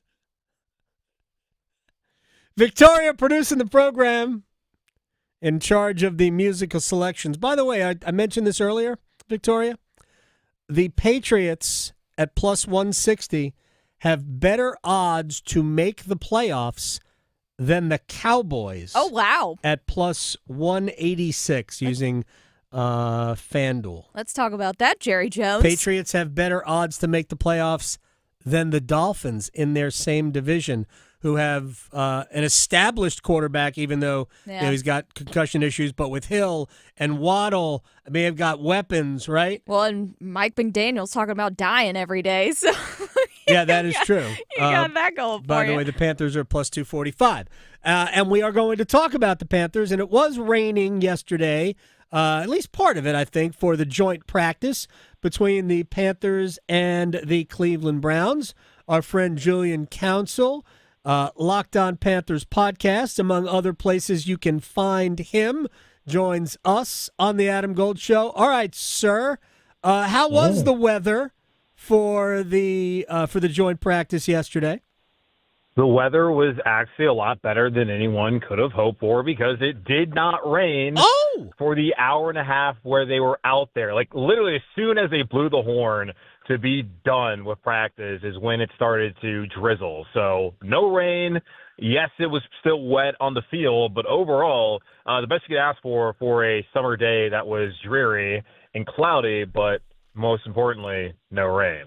Yes, and that was part of the bum song. I can't stand the rain. Was David Tepper out there? No, he was not out there. That's too bad. You thought he would be like scouting and just to see, so he can revise his own depth chart. I would have thought that had they been inside and he would have known it wasn't going to rain, then, yeah, he probably would have been available, but he didn't want to risk it, which I can totally understand. Who wants to practice outdoors in the rain instead of having an indoor facility? But, I digress. Well, the game is played in the elements most of the time, Julian. Yes, half the time it feels like. All right, what's your read? 3 weeks into this whole process, probably not quite 3 weeks. But what's your read on what you have seen? Things that have either pleasantly surprised you, and we'll get to some maybe some still question marks down the road. But what have you liked? I'll say this, Adam. Honestly, nothing I've seen has really changed my opinion of what this team could potentially be this season. I felt like going into camp, going into the year in a couple of weeks, that if they can have the same sort of impact up front as far as Bobby Brown III and Turk Warden coming over during free agency on the defensive line with Derek Brown coming back, if they can have the same kind of impact from those two guys, Brown III and Wharton, like they had the impact from Robert Hunt and Damian Lewis last year, they will be significantly better up front on the defensive line. And that's even mentioning Derek Brown, which, yes, he's going to be considered a big-time addition for them, even if he was under contract, even though he missed 16 games last season with that meniscus tear. So if they can have that kind of impact and they can get just consistent quarterback play from Bryce Young, which they got for the most part in those final 9 games, then they will be a team that's competitive and potentially playing meaningful football in December and then early in January during the regular season. So everything I've seen from them so far throughout camp has pretty much led me to believe that they have an opportunity to do that. Now, they got to get some guys to be fully healthy and ready to go. Like, that's where I'm kind of sitting right now, where not a ton has necessarily stood out and impressed me. It's kind of kept me feeling the same way I felt about things going in, which is, in a way, optimistic and hopeful of what this team can be in year 2 of Dave Canales and year 3 of Bryce Young as a quarterback. Julian Council is joining us here on the Adam Gold Show. Is the wide receiver position, you and I went into the offseason last year, I think you and I were in agreement that, man, this is no good. They have to get better. Weren't sure about Xavier Leggett. Has he improved enough? Do you like Teteroa McMillan to the point where you think that might be an area of strength for them? Yeah, I think so. And if there was anything that kind of stood out during the joint practice yesterday, was that Bryce Young was targeting Teteroa McMillan a lot during the 11v11, even the 7-on-7 portions of practice against Cleveland. So he's clearly going to be a key figure in this offense. And, come on, let's be honest. When you get selected 8th overall, very obviously from day one, he was going to get the opportunity to come out here and be a starter for Carolina. So I look at this receiving core, and I felt like it was the most intriguing part of this roster heading into camp and how many guys they were going to keep, at least on the initial 53-man roster. And, right now I see 7. I see Teteroa McMillan. I see Xavier Leggett. I see Adam Thielen as the top 3 guys on this roster at receiver. And then what I've seen from Hunter Renfrow, as my Apple Watch is talking to me, is what I've seen from Hunter Renfrow when he's been healthy. Now, he's been dealing with a hamstring over the last week or so. So that's going to be one thing that they're going to monitor. And I don't think he'll play on Friday night. But certainly next week they'd like to get him back and ready to go for joint practice with Houston, and then for that preseason game next Saturday down there in Texas as well. But he's looked really good, and I would have him as their 4th guy. And then behind him has been Jalen Coker. And I've questioned all offseason where necessarily he fits into this. And he's someone who's actually playing more special teams than he did last year, which is going to be important for his value on the roster. Not to say that he was ever in danger, but once they went out and drafted McMillan, he was very clearly going to fall down a rung on the depth chart. And then when Hunter Renfrow looks like the old Hunter Renfrow, then, that's the veteran guy who's going to also probably be ahead of you, especially when Coker's probably best in the slot and that's where Adam Thielen plays. That's, of course, where Hunter Renfrow plays. So I see, like, those being the top 5 guys, and it kind of comes down to David Moore. Do they keep him? Do they let him go, then bring him back after they don't have to guarantee his contract? And with Jimmy Horn Jr., clearly looks like he's going to be a return man. Like, there's a lot more talent and depth at receiver than they've had in a while, and they're not too far removed from Laviska Shenault and from Shi Smith, from Terrace Marshall, from DJ Chark, my lord, and also from Jonathan Mingo. So they've gotten potentially a lot better. Like, understand, Thielen is the only known commodity. We don't know whether Renfro's going to be healthy, he's going to fully be himself, but he looks like his old self. But, like, the only known commodity you can really say is Adam Thielen, but there's plenty of promise and talent in that room, and that has not really been the case since you watched Curtis Samuel walk out the door, and then that one year where Robbie Anderson was actually effective for Carolina, and, of course, when DJ Moore is here as well. Julian Council is joining us here on the Adam Gold Show. I just remember our conversation from last year, and we have no clue. This is a terrible position group, and now it looks like something that really is a strength. Where's tight end for you? I'm thinking about Bryce needing, security blankets, and Adam Thielen really operates as that anyway. Where is the tight end position for you? I think JT Sanders might be awesome this season. That's a guy who was put not in the best situation last year because of the injuries to Ian Thomas and Tommy Trimble. And say whatever you want about Ian Thomas, but he was a veteran player. Yeah. And Sanders had a ways to go as far as being a blocking tight end, which he actually was far more impressive there than I think anyone really could have expected. But he got off to a rough start. When it was just him and Jordan Matthews, it was a converted tight end after starting off his career in the NFL as a wide receiver. But as the season went along, you started to see JT Sanders become a key part of that passing game. And in that Kansas City game, he went down, got carted off. It took him until I felt like the final week of the season against Atlanta to be back to his old self and the guy that we had seen emerging as a player and as a weapon in offense. And he's been someone who has gone out there, taken care of his body. He's hired a private chef who he met at FedEx, by the way, which is kind of a wild story how that happens. But he's really lost some weight. He's in good shape, and he's someone who I think is going to be dangerous for them. And finally, the replacement to Greg Olsen that Carolina's been waiting for 5-6 years now. So I think he's going to be great. Tommy Trimble is still working his way back. Looks like it's trending in a direction where he'll be ready week 1. I think Mitchell Evans, he looks like somebody who's going to be able to help him out as well. But they've been, rotating a lot of guys in. James Mitchell, old Virginia Tech Hokie, who spent at the beginning of his career in Detroit. He could potentially be on the roster. Tyler Mabry's gotten some snaps, and they've also had an undrafted free agent from UCLA in Bryce Pierre, who's gotten some opportunities. I'm thinking it's probably Evans and Sanders and Trimble who would be the main 3, with potential of Mitchell to make the team and help them out in a fourth tight end capacity. All right, let's get to the defensive side of the ball. I'm just curious your level of concern with J.C. Horn.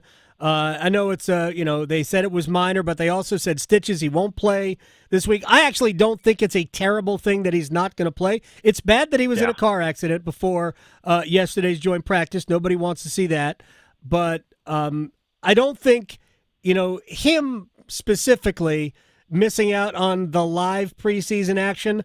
Part of me says that's okay given his history. Yeah, and they've also been fairly careful with him. He's already had a couple of vet days, and they've rotated him out from the first team multiple times and put Corey Thornton, the undrafted free agent from Louisville, in there. And that's a guy who's probably looking like the third outside corner behind JC and behind Mike Jackson. Just throw that one out there. But they've already been kind of safe with JC. And, it's unfortunate, the issue. He was out there yesterday bouncing around, had plenty of energy. So didn't seem to really be affected outside of needing stitches in his left thumb. And I don't know how he felt waking up this morning. I know the day after a car accident can be kind of tough for people depending on the severity of the incident. Would have been nice to have him out there. I have no idea whether he would have played last night or tomorrow night, rather. It feels like the plan really is for, the offensive starters. I know Trevon Merrick, the safety who came over from Las Vegas during free agency, he talked to us yesterday, and he's not quite sure whether the defense is actually going to be out there. So it's not great that he wasn't there, but he'll be ready to go next week against Houston and get those reps in, which will be a positive. And I asked him, going back to the first time we spoke to him this offseason during training camp that he did not change his regimen at all as far as what he did last year to maintain his health, be out there for 15 out of 17 games, which with J.C. Horn, call that a full season. So he's back on the same nutrition plan, same offseason plan, and I think he'll be good to go come week one as long as there's no more accidents and no more of just the bad luck he's had sometimes with these injuries. They had so many holes defensively. That's how you get to be one of the worst teams in the defenses in the NFL. Julian Council is joining us here in the Adam Gold Show. Have they solidified the secondary? I'm still concerned about cornerback. I would have loved to have seen them do more there. Are you cool with the way the secondary looks? Yeah, here's the thing, man. As far as corner goes, because I had plenty of people saying, go out there, get Jalen Ramsey, go get Jair Alexander. I mean, any name, fans are going to want that guy to be on their team. But understand, they gave J.C. Horn $100 million back in March. And then later that evening, they signed Mike Jackson to a deal that's going to make him the starter this season and then potentially next season. I think Mike Jackson actually looked pretty good in camp, too. So, those are going to be your starting corners. They weren't ever going to bring anybody to come out there and start on the outside. If anything, you'd ask, would they bring somebody to come in at the slot? But they really like Shaw Smith-Wade, the fifth-rounder from a year ago from Washington State. He's also had a really good camp. So they're banking on the guys they've already had and the guys that they're developing, which I think makes sense. It's just what's behind at least those two in JC and Mike Jackson. It's Corey Thornton, again, who I mentioned from Louisville, who they said has earned that opportunity. He's been impressive. Shamar Bartholomew, he basically redshirted last year after being picked up of waivers after roster cutdown day from the Jets. So he only played, I think, one game last year, that game against Atlanta that closed out the season. But he's been impressive. But, yeah, they don't have a lot of experience behind JC and Mike Jackson. And, that's just the way they're going to go about it, at least for now. It could always happen with waiver wire if they find a veteran out there who fits the scheme, they could bring him in. But it seems like for the time being, we'll see how Corey Thornton and Shamar Bartholomew perform on Friday night. Because if they play bad, that will be something that will get some action from Dan Morgan and Dave Canales and that organization to do something. So, yeah, they don't have a ton of experience there behind JC and Mike Jackson, and even Shaw Smith-Wade doesn't really have a lot of experience, but that's what they're doing right now. As far as safety goes, I think they really like what they have in Monty Richardson. Of course, Javon Merrick's going to be out there starting. Yeah. They like Lathan Ransom. He had a really good practice in the rain on Tuesday. So, I would love to see them bring somebody else back there as well. But Nick Scott's somebody who knows the scheme. He's been in it multiple years, was in it last year, wasn't really great in it either. But somebody at Gerald Vero trusts to at least, do his job in practice on the field on Sunday.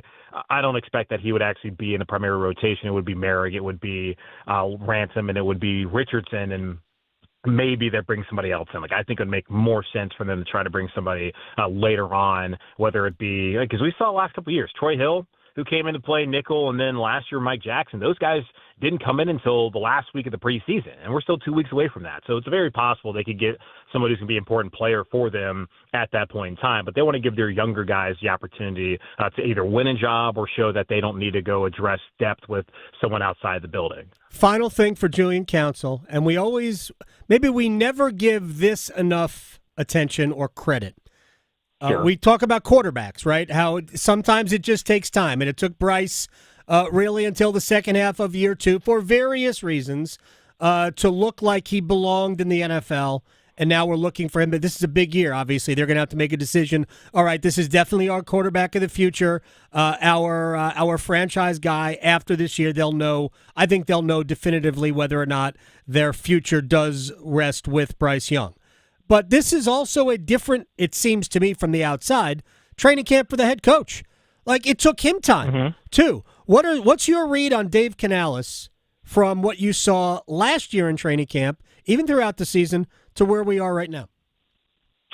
It seems like a lot of the same guy. I felt like his demeanor changed once he decided to bench Bryce, and that's going to be, of course, a heavy decision to make. And you're not going to be the same energetic, sunshiny guy you were. Now, he still is extremely positive. I think we're back to more of what the Dave we saw this time last year than we saw once he made that decision about Bryce and then refused to ever tell us when Bryce was going to go back in there and hyped up Andy Dalton every single week. It was really odd the way he went about that. But he was first year on the job. He's learning. And you've seen that he's learned by putting him out there for the preseason. We saw last year they did not do so. I felt like that was a mistake just because it was a brand new offense, a new quarterback working with this new head coach. It would have made sense with all the new pieces they had, both offensively and defensively, to put them out there. And we saw just weeks 1 and weeks 2, they looked terrible. Now, was that because they didn't play in the preseason?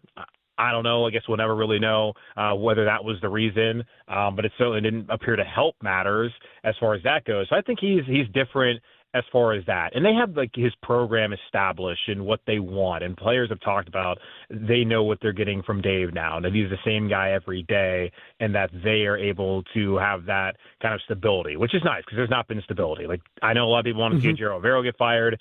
He's back. Like you have the same defense now for 3 years in a row. You have the same offense for 2 years in a row. After it was Canales' offense, it was Frank Reich's last, Thomas Brown's offense. It was Ben McAdoo's offense. My God, Ben McAdoo. It was Joe Brady's offense. And so like having consistency like matters. So like that's a good thing I see. But I think that Dave is in a good spot heading into this year. With, of course, let's see progress. Let's win some more games this year. If you're David Tepper, as far as that evaluation goes, I don't think he's on the hot seat or anything at all, but you never know with this owner. But, yeah, I like what I've seen from Dave Canales and where things are headed as far as with Carolina going to this opening preseason game tomorrow night and then heading into the final couple of weeks of the preseason to the season. It takes time to learn how to own, too. Maybe David Tepper is coming around. Indoor practice facility or not. Maybe he is sort of getting it. And sometimes when you get the right head coach, and I'm not saying that he's the right head coach, certainly at the end of last season, certainly looked better. But if he is, then maybe we'll hear less from the owner. Julian Council, at Julian Council, Locked On Panthers podcast. I thank you so much for the time, man. We'll do it again soon. Stay out of the rain. Yeah, anytime. All right, appreciate man. you. Peace. You got it. I absolutely love having Julian on. He is, locked in. I see what you did. It's terrible. All right, so I've got Little League World Series. Again, we're talking about the preliminaries, the regionals. I've got South Dakota and forget the other state that's involved here. I don't know. Yesterday it was Vermont. Yesterday was Vermont, New Hampshire. Yes. That was the Northeast championship. This is the Midwest. Okay. And whoever's pitching against South Dakota, I forget the state, they are going through it. Oh, no. He's either hit or almost hit like 4 batters. Oh, no. Right. He can't throw a strike. They just pulled him. Sioux Falls. It's Nebraska, South Dakota. Okay. And Sioux Falls has a 3-0 lead. There's 2 outs. The bases are loaded. They're in the bottom of the second inning. So this is getting away from Nebraska, and they have just gone to the bullpen. Yeah. Oh boy. Right. So that's like the Illinois and Ohio game yesterday. I didn't watch that. It got out of hand. I didn't watch that. We have the girls, the Little League Softball World Series, which is being played in Greenville. Yeah, I didn't know either. Whatever. Okay. And Oklahoma and Pennsylvania, this is still, I guess, pool play. It's not an elimination game, and it is scoreless after 2. And it has been well pitched, as you could expect. So they're already into the World Series. We are still waiting to get there in the Little League Baseball World Series. When we come back, we will stretch. We will place bets. Hopefully we'll do well. Next. From the heels. Touchdown, Carolina. To the canes. She scores! He covers it all. The Adam Gold Show on the North Carolina Sports Network. No matter your struggle, you are not alone. The 988 Suicide and Crisis Lifeline is free, private, and always available. If you feel lonely, isolated, anxious, or overwhelmed, help is here all day and night. Call, text, or chat 988 without cost, without judgment, and without waiting for an appointment. You'll get support that can make a difference. Brought to you by the North Carolina Department of Health and Human Services. Are you taking care of someone on Medicare? Navigating Medicare can be overwhelming. You're not alone. The NC Department of Insurance SHIP program can help you figure out what steps to take and when. SHIP counselors can answer your questions. Visit ncshiip.com or call toll-free at 855-408-1212. SHIP provides free, unbiased help in all 100 counties. Project supported by grants from the Administration for Community Living. Contents do not necessarily represent official views of, nor an endorsement by ACL, HHS, or the U.S. government. North Carolina ranks second in the nation in potential agricultural land lost by the year 2040. The NC Forever Farms program supports the preservation of family farms through permanent agricultural conservation easements and has received a record number of applications for 3 straight years. Landowners interested in preserving their working farm through the Farmland Preservation Division of the North Carolina Department of Agriculture and Consumer Services can learn more by visiting ncadfp.org. Ask any college student. If it wasn't for the last minute, lots of assignments wouldn't get done. So if you haven't figured out your plan for college and how to pay for it yet, don't worry, you've still got time. And with the next NC scholarship, you can still get money to pay for most or all of your tuition. To apply, just fill out your FAFSA and you could get $3,000 for community college or $5,000 for public university, and possibly more. See how easy it is to apply at nextncscholarship.org. Make this your best summer yet by having fun while staying active and engaged. AARP can help. Find AARP events near you by visiting aarp.org/local. That's aarp.org/local to find both in-person and virtual events. You can also learn more about living your best life by listening to AARP Without Limits, wherever you listen to your podcasts. It's the first day of the first grade, and she found a new best friend. It's a laid-back Sunday afternoon you wish would never end. The homemade taste of Bluebell and good friends gathered round. The good old days are being made right now. Open the lid on a carton of Bluebell Homemade in the Shade, and you'll have it made, so to speak. It's a combination of our top-selling homemade vanilla ice cream with a swirl of rich chocolate fudge sauce. Enjoy an instant classic. The good old days are being made right now.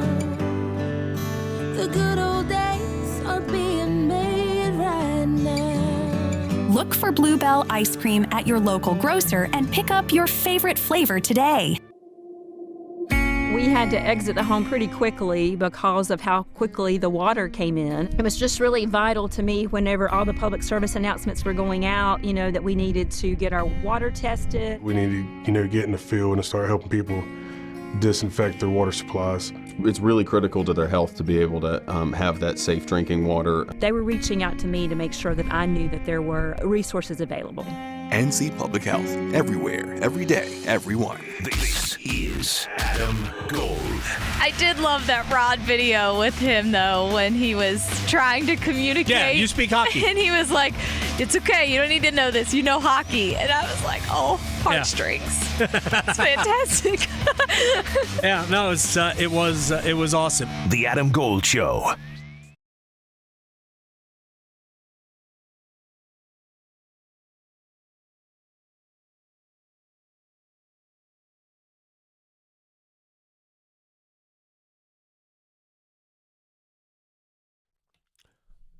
It's the Adam Gold Show. I'm Adam Gold. High school OT in studio next hour. Joel will be here. Princeton could use a guy like Joel. Some people will understand the reference. Okay. We'll talk high school football next hour. We are inside of 3 weeks to the start of the season. And I know the high school OT jamboree is, I think, Saturday. There's a whole bunch of teams. They'll scrimmage. There'll be live scrimmage. Should be fun. I don't know how many times they've done this. Way back in the day, we used to have not quite as big a deal, but I remember being a part of what amounted to a jamboree. It was just like a joint scrimmage with like 4 different schools. In fact, I remember, I believe, I don't want to say the wrong name, so I'll just leave it out.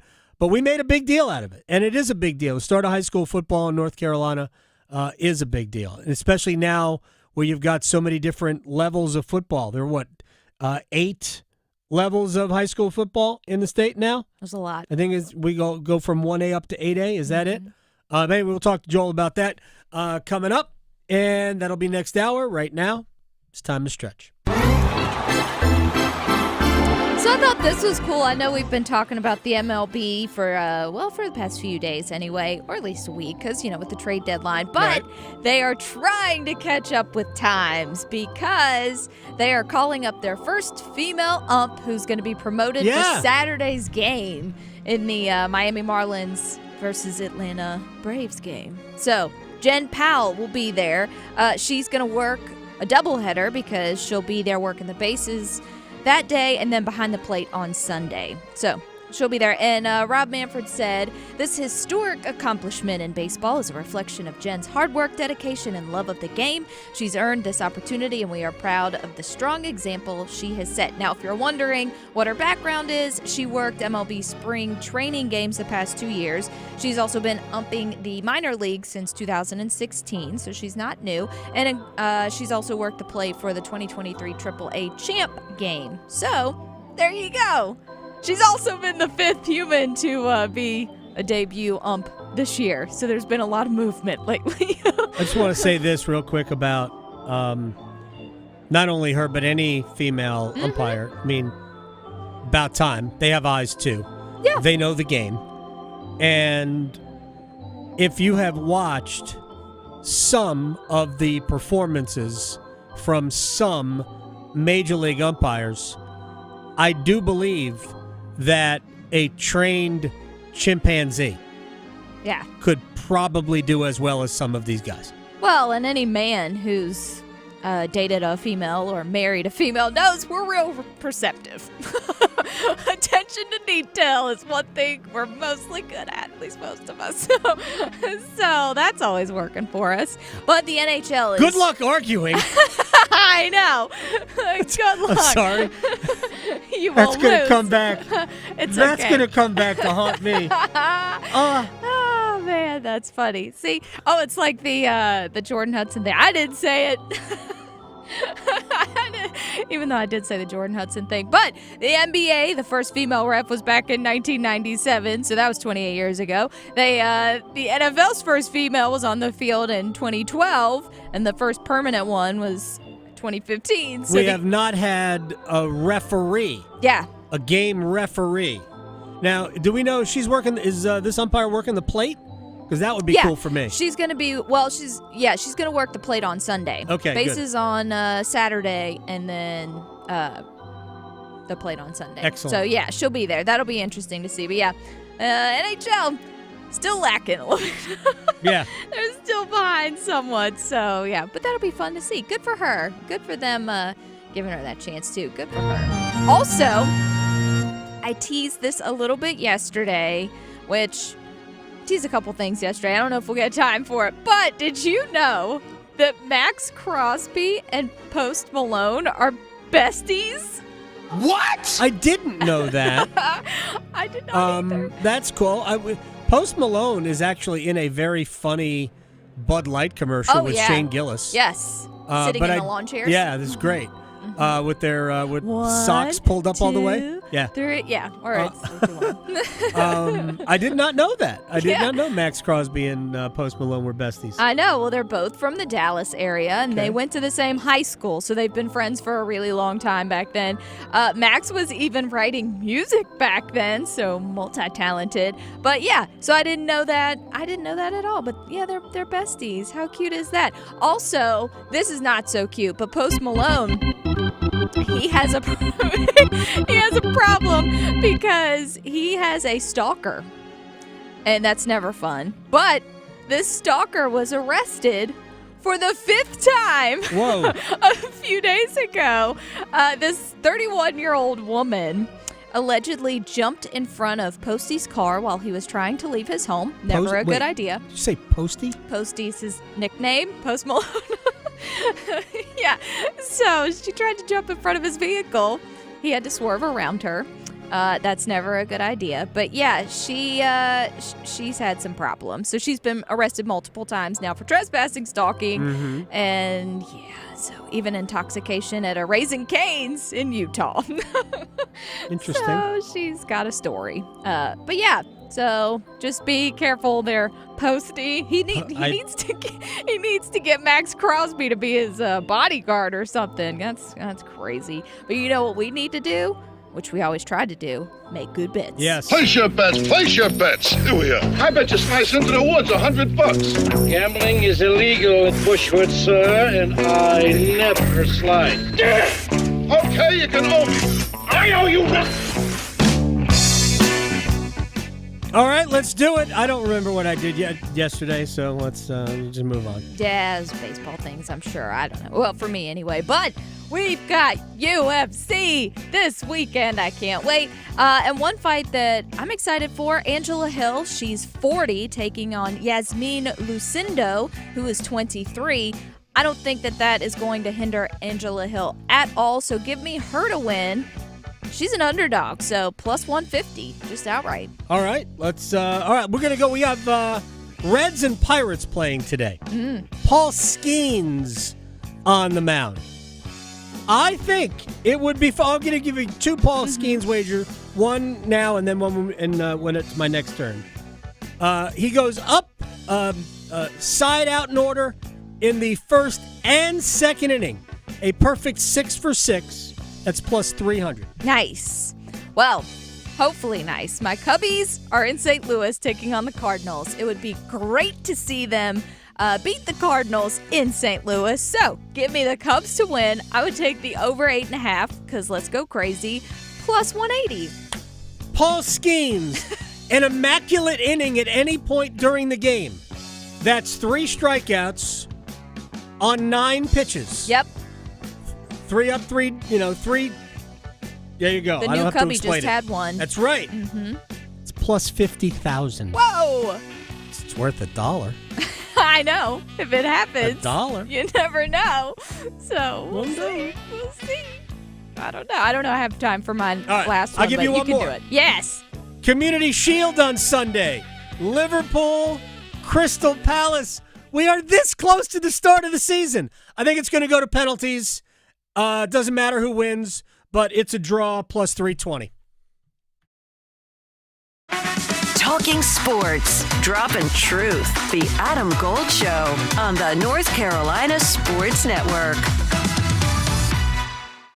Hey, it's Adam Gold from my friend Gordon Miller. Miller Lending, Kildare Farm Road and Cary. And this is the best of the Miller Lending commercials. I have no idea. Here's what we're going to do. I'm simply going to lay it out for you flat. If you pay closing costs, you're wasting money because you don't have to pay closing costs. Gordon Miller invented the no closing cost mortgage so you can save thousands. Here's what closing costs get you. About $50 a month less on your mortgage payment. Hey, that's great. But why would you pay $5,000 to save $50 a month when you could simply refinance? Oh, let's just say 2 years from now, when the rates are maybe a point lower than they are right now, and save yourself hundreds per month and still not having paid closing costs. That's the move. Miller Lending, the best thing you can do is not pay closing costs. Flexibility, more money in your pocket. I should say more of your money in your pocket. MillerLending.com. Everything you need right there. One-stop shop. Miller Lending on Kildare Farm Road in Cary since 1996. They are an equal housing lender, NMLS ID 250-2146.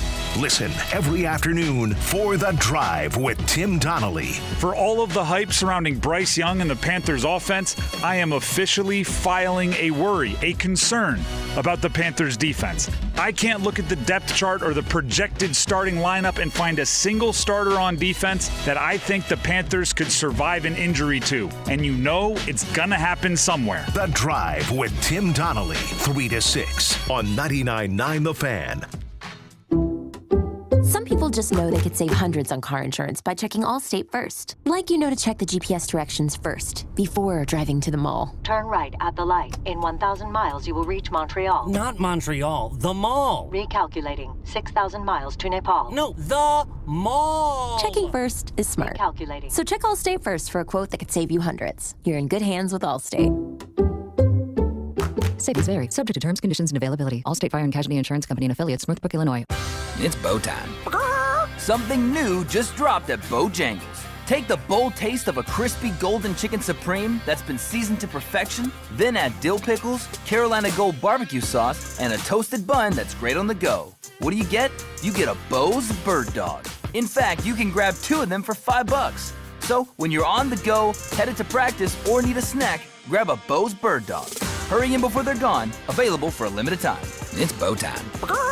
There's no time like bow time, but sometimes it's go time. No time to stop, but the perfect time for a Bojangles Bird Dog. A seasoned to perfection Bojangles Chicken Supremes, dill pickles, and Carolina Gold barbecue sauce, all tucked inside a toasted bun. Great on the go. Try 2 bird dogs for just $5 or 2 bird dog combo for just $8.25. Available for limited time only. When you're hungry for flavor and value, it's bow time. If only life had a remote control, you could pause or rewind. Well, life doesn't always give you time to change the outcome, but prediabetes does. Take the 1-minute risk test today at doihaveprediabetes.org. Brought to you by the Ad Council and its prediabetes awareness partners. Life doesn't wait, and neither should you. Aleve can help you deal with pain less throughout your day.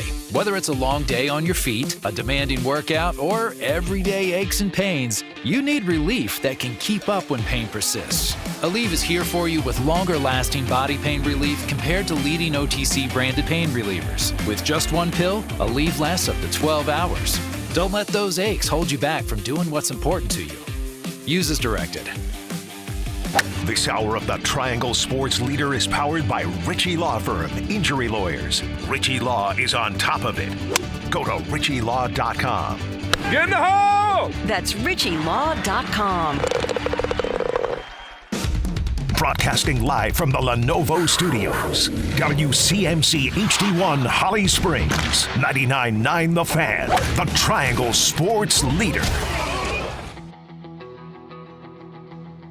If you're not XL, Tetaroa, or Adam Thielen, you better contribute some other way on this roster. And I think it's reasonable to think Jimmy Horn could be returning punt. I think it's reasonable to think that Hunter Renfro's done enough to justify his spot here. But that's a much better problem to have than, going out and signing some of the receivers who are out there on the street. I mean, I've seen DJ Chark and Chosen Anderson's name pop up in the last couple of days. And, when you think about where they are and where they were, that ain't a bad place to be. It's the Adam Gold Show. I am Adam Gold. Victoria, producing the program. We're going to have a high school jamboree here in 15 minutes. Nice. Yeah, high school football. It's back. Friday nights. Maybe going back in my memory bank. Volunteering, because I didn't play. I played 1 year of high school football, but I didn't play. I practiced. They beat the hell out of me in practice, and then my senior year I didn't play, and I volunteered in the concession stand, which really was an excuse to talk to girls. Yeah, well, that was a good place to do it. Friday nights in high school. Absolutely, and in the Oval, people I went to Nutley High School in Nutley, New Jersey. That was the name of our stadium, the Oval. Nice. Yeah. All right. Yeah. Those Nutley Belleville games. Woo, boy. Got a little nuts. Yeah, crazy. Absolutely crazy. That's the rivalry in that particular area. Huh? Belleville, Nutley. Okay. Yeah, it was crazy. Martha Stewart and I went to the same high school, albeit at different times. Oh, well, there you go. Martha Stewart is a Nutley High School grad. Yeah. Wow. Well, at least you didn't follow in her footsteps completely. Go to jail, I mean. How long was she in jail for? Although she is best friends with Snoop Dogg. Yeah. So. How long was Martha Stewart in jail for? And she went to That's a good question. Sort of jail. Yeah. How long was she? Kind of sort of jail. 8 months? Maybe. Would you trade? Maybe. Would you trade the bank account for 8 months? Well, yeah. Yeah. I think maybe. I think maybe. All right. So let's get to Wall of Sound, then we'll do the high Wall school of Sound is a function of this studio. There's no doubt about it. All right. Lots of stuff we haven't necessarily gotten to yet that I do want to get to. playoffs in the PGA Tour start now, right? I want to hear a little bit from Jordan Spieth, who is playing in Memphis. The tournament started. I haven't seen scores yet, but it's a limited field, only 69 players in the field. Here's Jordan Spieth, who is right now on the outside of the Ryder Cup team, looking in on the possibility. It was my loftiest goal to start the season. I was coming in with almost no carryover points from 24, which hurts, and it is unusual for me for a Ryder Cup year. And then obviously skipping the first month of the season and starting late, I just thought, boy, this would be the end goal. And the idea that I have a chance for it is very cool. If you told me I had a chance in August, I'd be excited about it. Having said that, I'm on certainly the outside looking in right now. I recognize that, and I keep trying to convince Keegan that it'd be a lot for him to have to play too. So he probably should give up that pick. Yeah. So he referred to Keegan Bradley, who's the captain of the Ryder Cup team, but is also in the mix to potentially make himself a captain's pick. He said when he accepted the captaincy, because he had a good year last year, and frankly, you could make the argument should have been a selection for the team that lost in Italy. But he did not get selected. He said at the time he was named the captain, he would not pick himself. That if he made the team outright, he would play and cede his captaincy to, I think it would be Jim Furyk here, but that he would not select himself. Up until about a month and a half ago, it looked like he should definitely select himself. Hasn't quite been as good since then. So I don't know if Bradley should pick himself, because I don't think he is a slam dunk player on the team. Plus, he's not a great putter. Anyway, Jordan Spieth has a chance, but I think a very outside chance to make the team. But he must play well this week in Memphis. All right. Yesterday on ESPN, they were doing a lot of ACC conversation, and the question was asked of Heather Dinich, who is one of their main college football writers, about UNC. North Carolina is the biggest mystery in college football. Even Bill Belichick doesn't know what he has. His players haven't really put on the pads yet, particularly on the offensive and defensive lines. These guys have to go against each other and hit each other. This is an unheralded roster, full of transfers, unproven playmakers at different positions all over the field, and an entirely new defense. The biggest thing they have going for them is a manageable schedule. It's winnable. It's about 70th in the country in terms of difficulty. They don't leave the state more than 3 times. Yeah, the schedule is favorable, friendly, conducive to having a good season. The roster we don't know about. It will. I keep saying it. I'm going to speak it until people get it. This is going to be, the focal point of the college football universe, and it will have nothing to do with wins and losses. Wins would be great. Losses wouldn't be, in terms of the attention, wouldn't dampen it. It's result proof. Bill Belichick is going to attract a ton of attention. I think they have a chance to have a good record. I don't know if they'll have a good team. I really don't.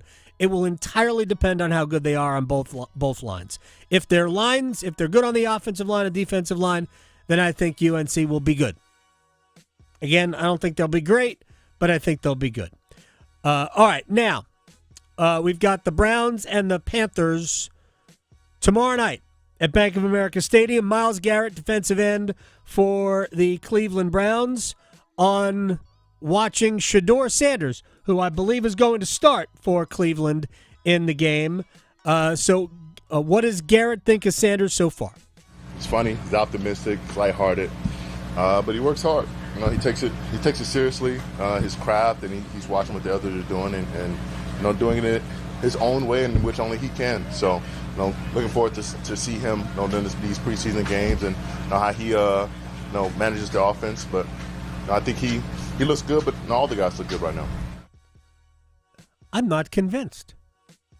No. Myles Garrett didn't sound like, man, you can tell that when he steps on the field, he's got the... Nope. No. Nope. Nope. Didn't feel it. So, I don't know. Look,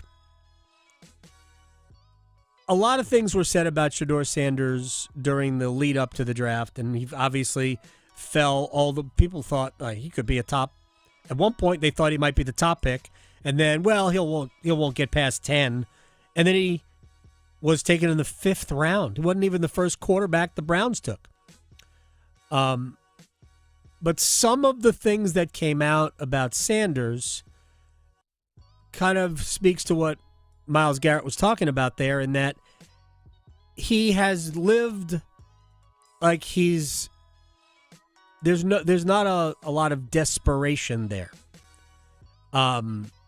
He's had a comfortable life. And then I'm not going to say that means he can't be a good quarterback. There's a lot of quarterbacks. I would say that Arch Manning has probably lived a pretty comfortable life, right? But Sanders hasn't necessarily had to fight for a lot of things.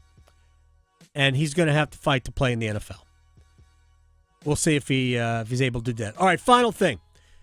Earlier today, Kerry Boley is the director of soccer for the North Carolina Courage. They fired Sean Nahas yesterday. And a little Q&A from the press conference this morning explaining why, it happened. So what was the primary reason to make the change?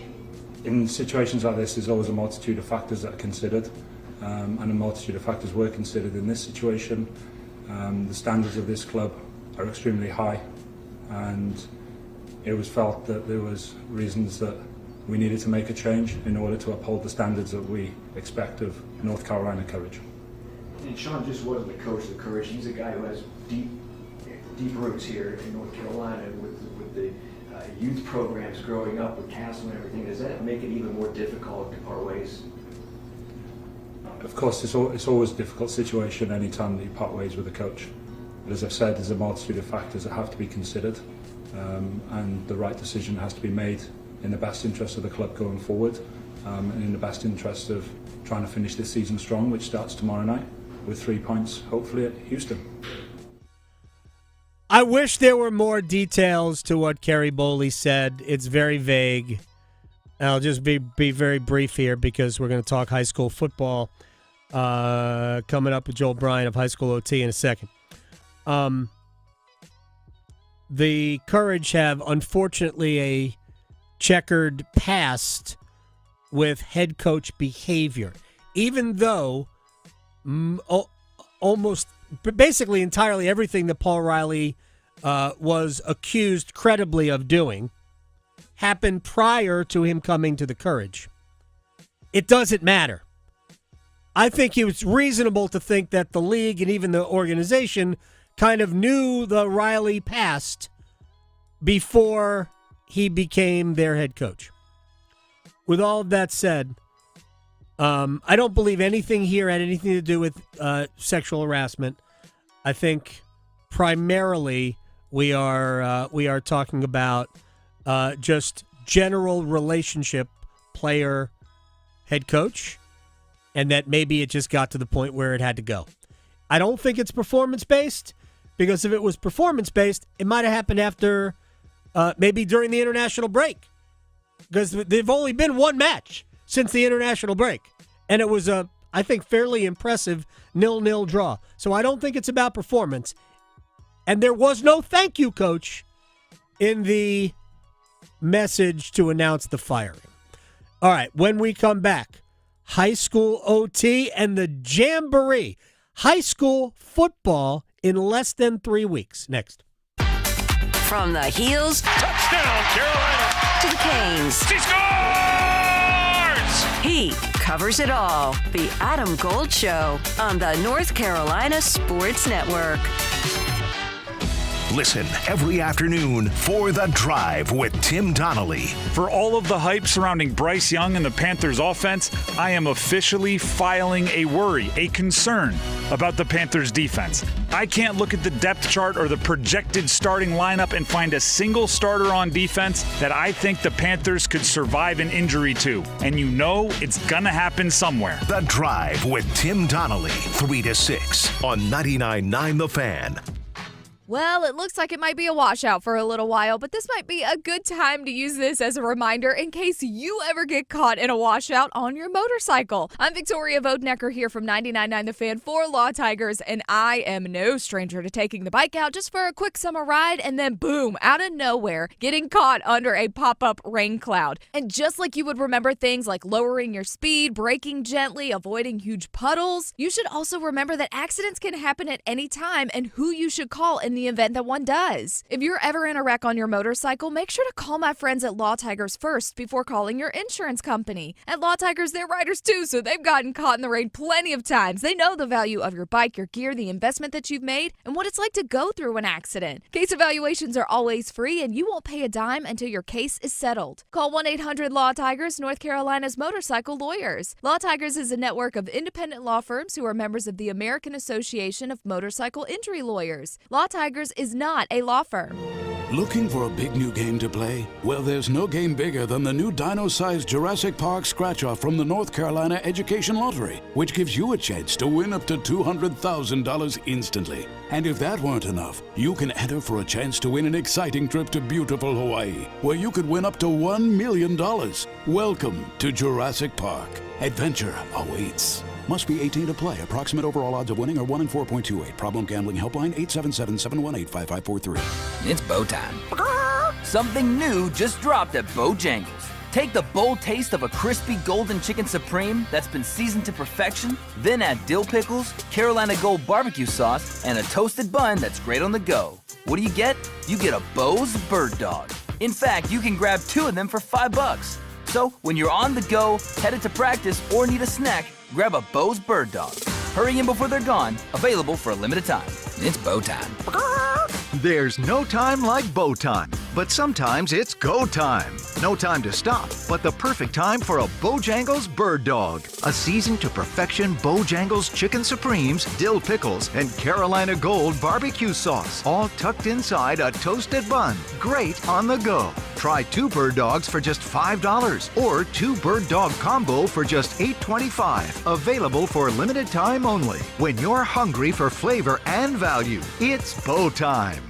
You know the feeling. Wake up, get ready, get the kids, the list goes on. But what if what you drive could make your life a little less complicated? With convenient home charging, a quieter ride, and an average range of more than 250 miles, EVs are one step toward a cleaner future, so you can focus on what really matters. Give yourself more time to recharge. EVs are for everyone. Sponsored by the NC Clean Energy Technology Center and the North Carolina Association of Broadcasters in cooperation with this station.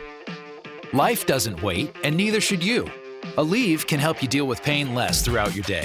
Whether it's a long day on your feet, a demanding workout, or everyday aches and pains, you need relief that can keep up when pain persists. Aleve is here for you with longer-lasting body pain relief compared to leading OTC branded pain relievers. With just 1 pill, Aleve lasts up to 12 hours. Don't let those aches hold you back from doing what's important to you. Use as directed. This is Adam Gold. I told Tim, who does the afternoon show, I said, I'm about to turn this game around. We need Cheez-Its. So I went to go get magical lucky Cheez-Its, and guess what? Boom. Period 2, tied it up. And then at the end of the game, I still had like 8 Cheez-Its in the cup left, and I said, lucky Cheez-Its. There you go. The Adam Gold Show.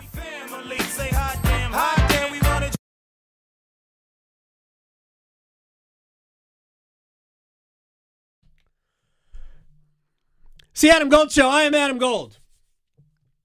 We talk a lot about high school football. No, we don't. Wait a second. I'm going to start that over.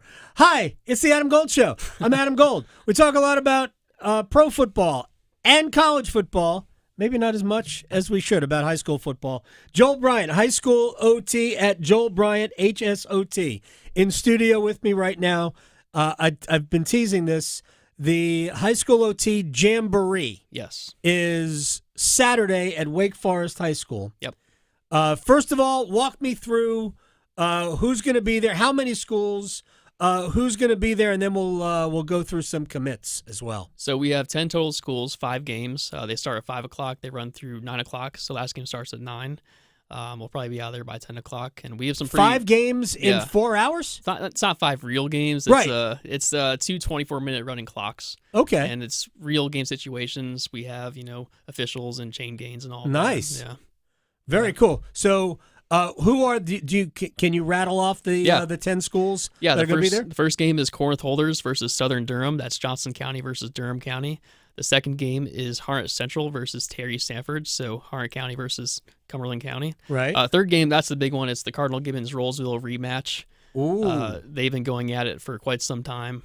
All right, I'm going to ask you something about Rollsville in a second. Yeah. Go.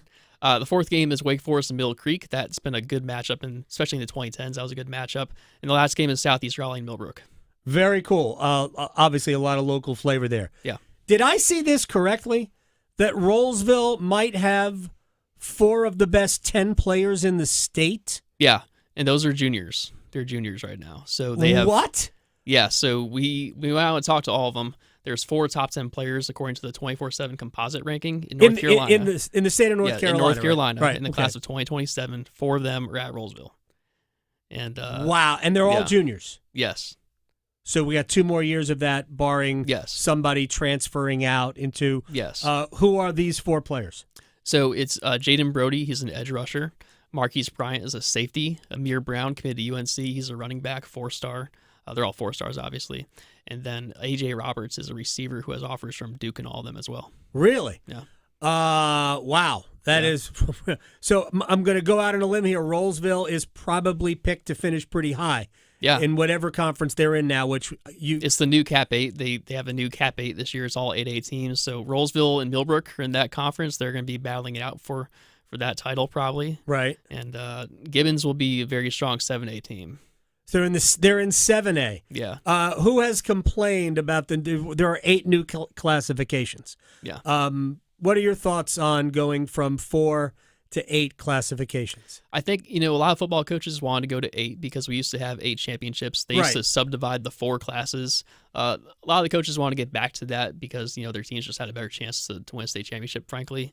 I do think a lot of people it's just what it is. It's fine. I think a lot of people would have preferred going to 6. I think everyone agreed we needed more than 4. The state's just grown so much. A lot of people wanted 6. But what they came up with was they have a limit now on the amount of teams in the class, so it's limited to 64. Okay. So they're forced into 8, basically, just by that limit that they have now. Because there are 440 schools. Are 444? Are all 444 of them are playing football? No, it's probably about 350 to 360 playing football. A lot of them don't play football. All right. My son goes to a charter, and they have a football team. Yep. One of the few I don't think a lot of the charters have a football program. Yeah. I have no idea if Wake Prep is any. I really don't know if they're good or not. But go Guardians.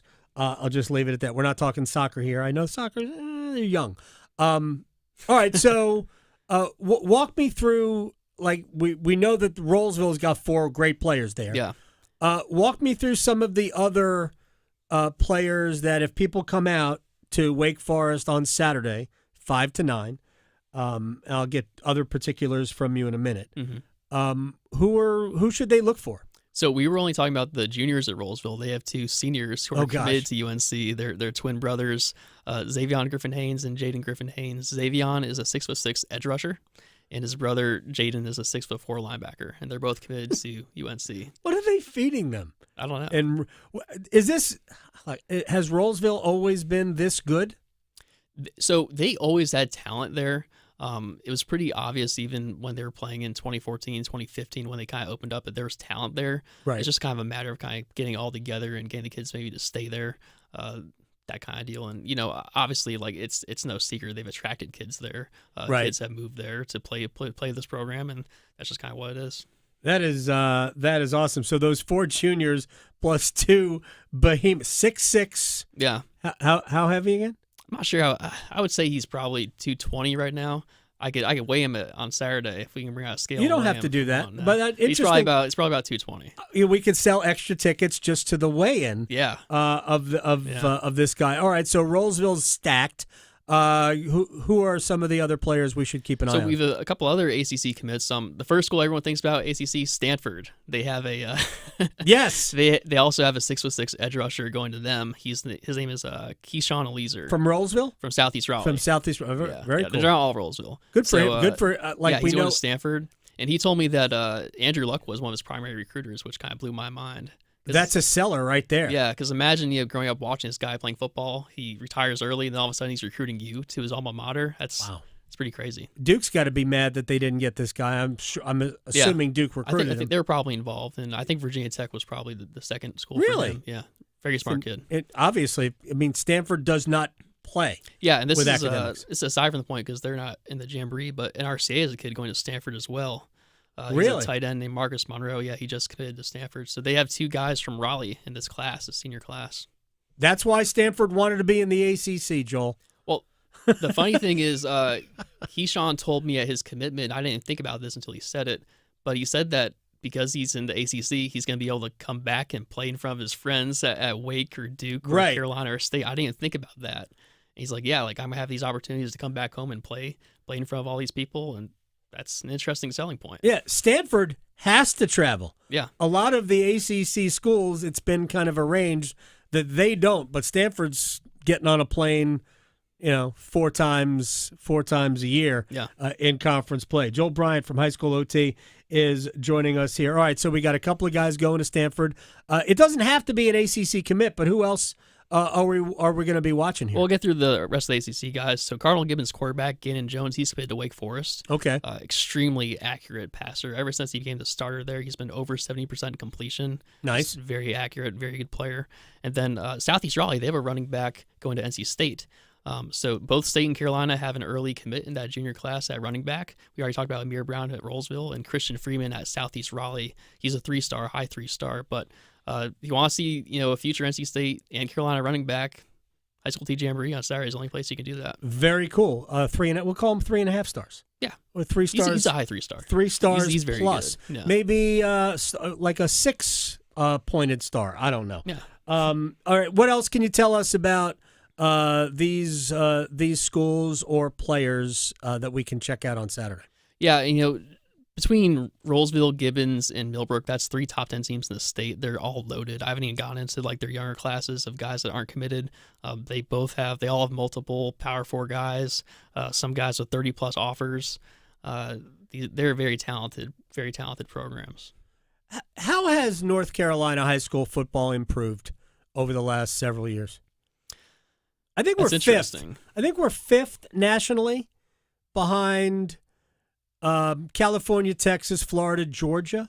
I think the state of North Carolina is 5th at producing players for major colleges and the NFL. Yeah, I keep track of the NFL guys, and it definitely gets bigger every year. It's probably just comes with the population growth here. Yep. A lot of people from up north have come down here and brought their love of football down here as well. And then it's kind of it's made for a nice kind of combination of that Southern tradition and people coming from up north as well. We keep adding every year. This rising senior class, we have more 4 and 5 stars than I've ever seen, and I've been tracking this since 2016. Okay. This 2026 class is very special. All right. How many of these guys escaped the ACC? Pretty much all of them. Hate to hear that. Yeah, so the 5 stars, Faison Brandon, the quarterback out of Greensboro, he's going to Tennessee. Right. And the 5-star tight end from Reedsville, Kendra Harrison, he's going to Oregon. And that's just a sample. Oregon? Yeah. Tennessee I can get. It's a border state. Excuse me. Oregon, I think that one probably hurts more. No? I just think about the financials of that one is probably a big incentive for them. I'm sure. Yeah. But, everybody's supposed to be throwing money around now. Yeah, but I think they have a blank check over there, don't they? They might. Yeah. Phil Knight might have written that. Yeah. I alluded to new conferences. I don't even know how, what are your thoughts on the reshuffling of the deck of that, and how many schools are kind of not happy with their new spot? I think it's taking some adjustment, just getting used to the kind of the new travel you're going to have to do and the new teams are playing. Pretty much every single conference is different. So it is an adjustment. There are some teams that are having to travel that didn't have to travel before, but there are also teams that had to travel before that don't have to travel as much now. So It's kind of a mixed bag. Some people are kind of upset with the split classification conferences, but it's kind of unavoidable when you go to 8 because you're stretching so far out. There's only so much you can do reasonably to keep people in a conference together. It's kind of a mixed bag. But the funny thing with North Carolina high school sports, I feel like things change all the time. So we could very well go back to a different formula or setup in 4 years from now. So we'll see what happens. I do know that I'm pretty sure it's like my son who goes to school at just north of the Wake County line. We've got Roanoke Rapids. Mm-hmm. Yeah, like really? Are they in our conference? Yeah. Yeah, it's tough. Gosh. I mean, if you're in a metro area when you're a smaller school like 3A, he's just surrounded by 6As through 8As. So they have to kind of stretch to find schools that are like size, and Roanoke Rapids and those schools are the closest you can get. Well, maybe I'll check out the Randy Parton Theater. Is that still a thing? Is the Randy Parton? I have no idea. I've never heard of that. All right, so more particulars, Joel, about the Jamboree. Do people can people buy tickets do you have to buy tickets? Yeah. Do people buy tickets in advance? Can they do that? Parking, concessions, what else do we have going on? So tickets will be $10 for the entire event. It gets you into all 5 games. Oh, that's awesome. We're still waiting on that link. As soon as we get that link, we're going to share it everywhere at High School T on social media. We're going to share that out as soon as we get the link. Can you buy at the door? Yes, should be able to. Yeah, but you'll have to use the app at the door. Okay. So I'm very familiar with that. Yeah. Because we have to pay to go watch our kids play soccer. Yeah. That's fine. Will there be concessions, food trucks? Is there anything like that? They do a good job with concessions there, and we'll have concessions on both sides of the stadium. Good. We're being sponsored by Alpaca, so you can download the Alpaca app and get Peruvian some food. chicken. Yeah, get some food for later. Probably because I think if you sign up, you get a free entree there. So nice. Get some food after the Jamboree. You watch the Jamboree and they get some food after. But yeah, they do a good job with concessions and whatnot. Very cool. Now, real quick before I let you go, I don't know if there is any a way to watch what's going to happen on Saturday at the Jamboree. If you can't go, I mean, is there a video stream? If not, I totally understand. But what do you guys have planned for this season? Explain to me what the high school OT, high school football experience is going to be like, because it starts in 2.5 weeks. Yeah, it's going fast. So, speaking of Alpaca, they're going to be sponsoring our game of the week every week. So that will be a stream every week. We're finding locations that are near alpacas, and they're going to be feeding the teams, both teams in the game. Really? Yeah. So they want to boost up their catering profile, and they do a good job with the catering. So they're going to feed the teams either before or after the game, and they'll be sponsoring our game of the week every week. Very cool. Just high school OT on YouTube? Yeah, so it'll be on YouTube and our site and everywhere on social media too. Oh, very cool. Yeah. All right. Joel Bryant, high school OT. You can follow him on Twitter at Joel Bryant, HSOT. 5 o'clock, Wake Forest High School, Jamboree, $10. You can buy in advance or you can download the app when you get there and do it. And what does the stadium hold? About 15? It's one of the biggest high school stadiums around. I mean, obviously, Wake Forest High School used to be the home of Wake Forest University, so they have a very big facility there. I don't know the exact number, but it's a lot. It's big. They have a big parking deck. Yes. Yeah. It's remarkable. Yeah, my big tip would be to get there kind of early because parking is a little tough at Wake Forest. Can you tailgate? Are you allowed to tailgate before this? Yeah, why not? Yeah. Okay, good. No restrictions. I say that, and then there might be restrictions, so don't hold me to it. Well, you can blame me. I said it. Don't blame Joel. Thank you so much for sitting in. I appreciate your time. Yeah, totally. All right, we'll take a break. We'll come back. We got to rewind next. Making more sports sense than social media trolls. The Adam Gold Show on the North Carolina Sports Network.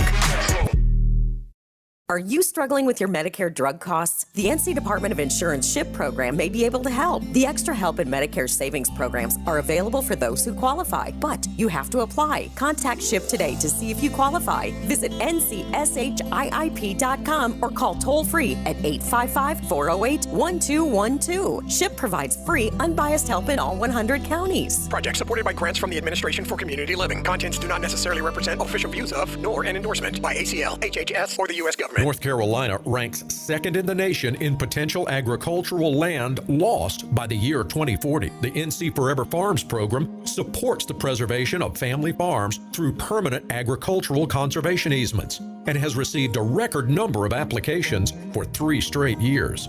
Landowners interested in preserving their working farm through the Farmland Preservation Division of the North Carolina Department of Agriculture and Consumer Services can learn more by visiting ncadfp.org. Ask any college student. If it wasn't for the last minute, lots of assignments wouldn't get done. So if you haven't figured out your plan for college and how to pay for it yet, don't worry, you've still got time. And with the next NC scholarship, you can still get money to pay for most or all of your tuition. To apply, just fill out your FAFSA and you could get $3,000 for community college or $5,000 for public university, and possibly more. See how easy it is to apply at nextncscholarship.org. Make this your best summer yet by having fun while staying active and engaged. AARP can help. Find AARP events near you by visiting aarp.org/local. That's aarp.org/local to find both in-person and virtual events. You can also learn more about living your best life by listening to AARP Without Limits, wherever you listen to your podcasts. It's the first day of the first grade, and she found a new best friend. It's a laid-back Sunday afternoon you wish would never end. The homemade taste of Bluebell and good friends gathered round. The good old days are being made right now. Open the lid on a carton of Bluebell Homemade in the Shade, and you'll have it made, so to speak. It's a combination of our top-selling homemade vanilla ice cream with a swirl of rich chocolate fudge sauce. Enjoy an instant classic.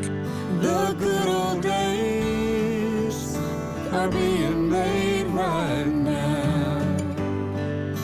The good old days are being made right now. Look for Bluebell ice cream at your local grocer and pick up your favorite flavor today.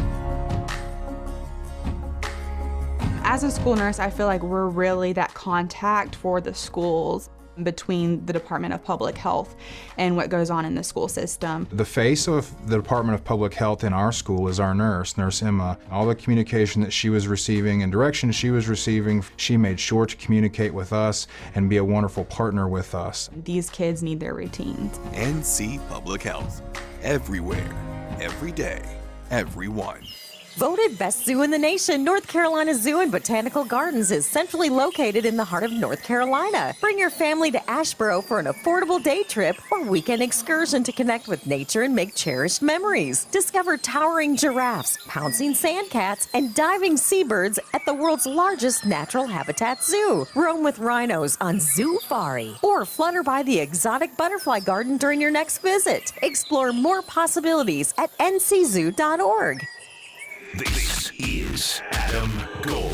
There will be tushes pushed in the NFL in 2025. Push and tushes. There you go. Happy Hump Day! That's brilliant. The Adam Gold Show.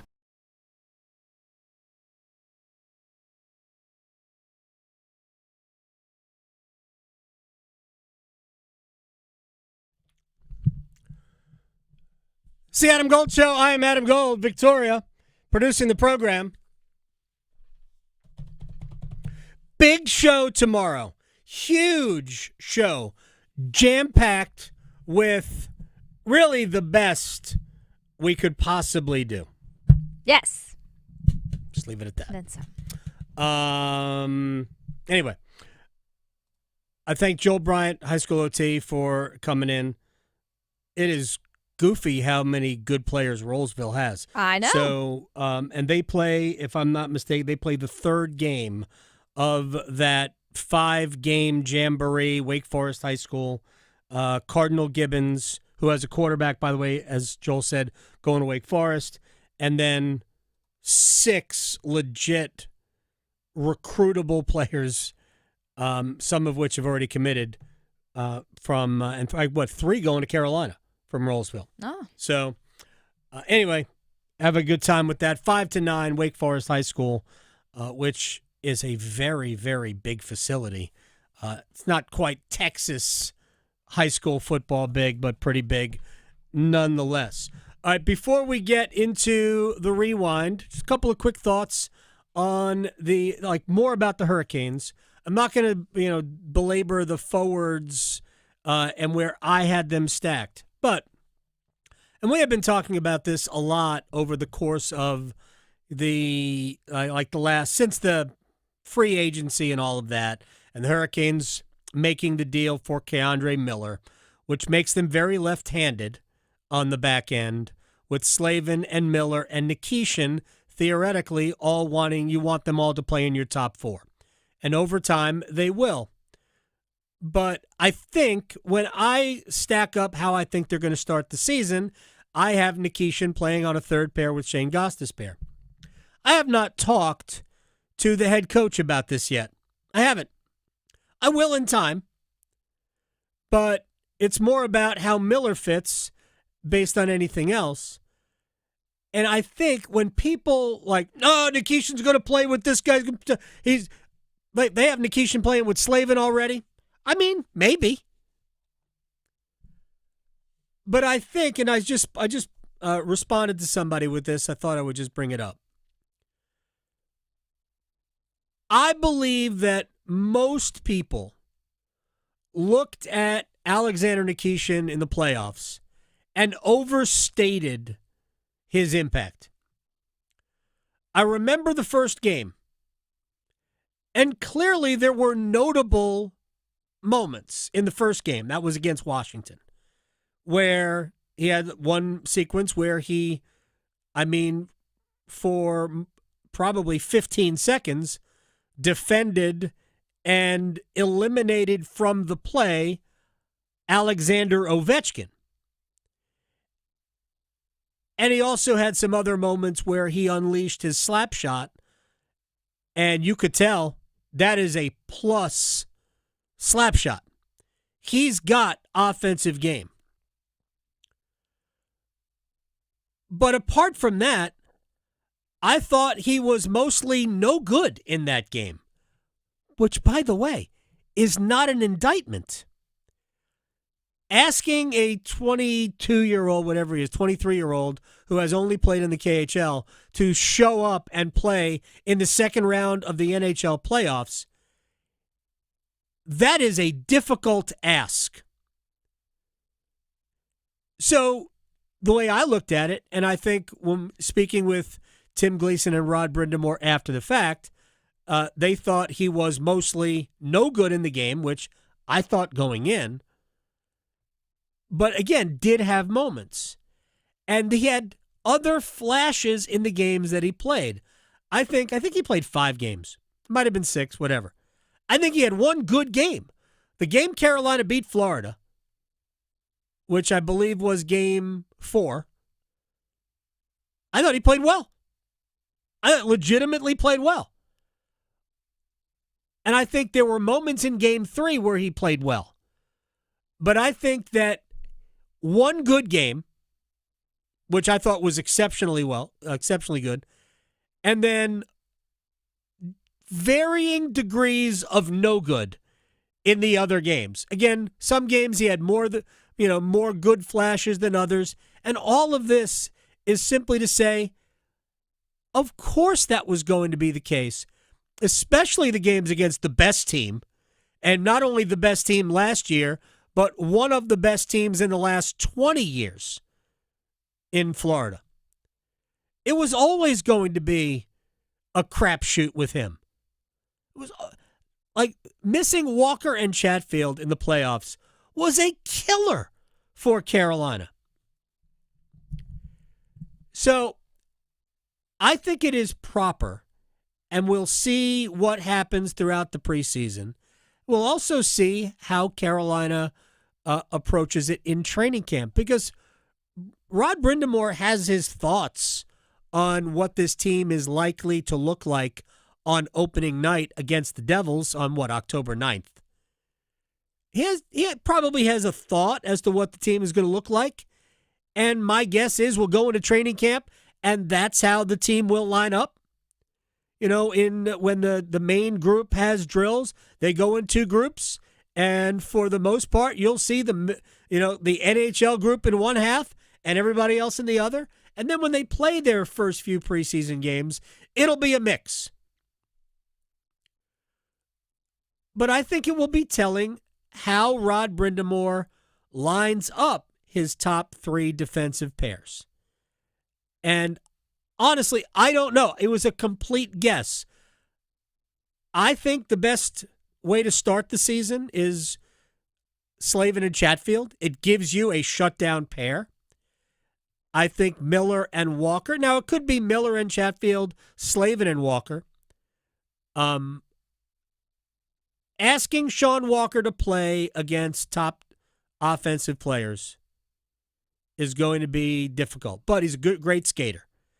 He is a dynamite skater, so maybe he can do it. But I think that's probably going to be Carolina's top 4. Because I think you want to give Nikishin time to become what they all want him to become. Now, if Alexander Nikishin steps onto the ice in training camp and proves that he belongs in an elevated role, that'd be great. Then that's what's going to happen. But I just think that they are going to give themselves runway to get to that point. So how they start the season it's highly unlikely that will be how they end the season. And I've said this before, and we're going to rewind here in a second. Carolina is playing the waiting game when it comes to further improving the roster. I thought Carolina went into the offseason needing to improve in 3, 4, maybe 5 specific areas. They needed to improve at center. They needed a right defenseman to take over for Brent Burns playing a top pair. To me, they needed a top pair right defenseman. They needed some scoring that they could rely on in the playoffs. By the way, these aren't all individual players. One person could handle many of these elements, right, if you got the right player. They needed some physicality, especially on the blue line. They needed some toughness throughout the lineup. Playoff scoring, right? They didn't really address any of those areas. It sort of did with Keandre Miller and, more physicality, because while maybe not as physical as everybody wants him to be, I've seen it against Carolina. I've seen a physical player in Keandre Miller. He is more physical in front of his own net than most Carolina defenders are. So we already have that. Nikishin adds to the physicality, so that's good. So, that area has been taken care of. They didn't bring in a right defender. Even the extra defender they signed, Mike Riley, is a lefty. So they didn't improve on that side. They didn't add postseason scoring. Nick Ehlers has been in the playoffs 7 times. He has 9 career playoff goals. 5 of them came this year. Okay. So while we hope he will improve their scoring in the playoffs, that has not been his history until, again, this particular playoff series. Again, he was very good, I thought, for Winnipeg. Carolina didn't add a center. So anything that they do offensively in terms of changing the way they line up, in other words, adding a center, is going to have to come from within. Now, with that said, I think Carolina is obviously better today than they were at the end of last year. But if you want to get to where Florida is now, it's going to take more than they were capable of doing. But I think that once we get into the season, 2 months into the year, think about it this way. When we get to Thanksgiving, we're going to know pretty much beyond a shadow of a doubt, we're going to know the teams that are truly playoff contenders. It will not be the 31 that believe they're going to win today. It won't be. It will be fewer than that. And those teams, and there probably will be, let's just say 8 of them, those teams might have somebody that Carolina could take off their hands and make Carolina better. And not going to get into specific names, but this roster is going to improve between now and, let's just say, January. It will. But it's going to take a while. And I said this weeks ago, that looking, before we got to free agency, like, man, I just don't see it happening any other way. Too many teams think they're going to win. Not everybody can win. There's only 16 playoff spots, 8 in each conference. 8 teams in each conference will miss the playoffs. And 6 of those 8 will probably, beyond a miracle second half, 6 of those teams will likely be convinced that they're not playoff teams by the time we carve a turkey. Certainly by Boxing Day. There you go. Patience, Hurricanes fans. Let's have a rewind. All right, Dave Harding, Duke Radio Network. Duke starts in 3 weeks. Duke Elon.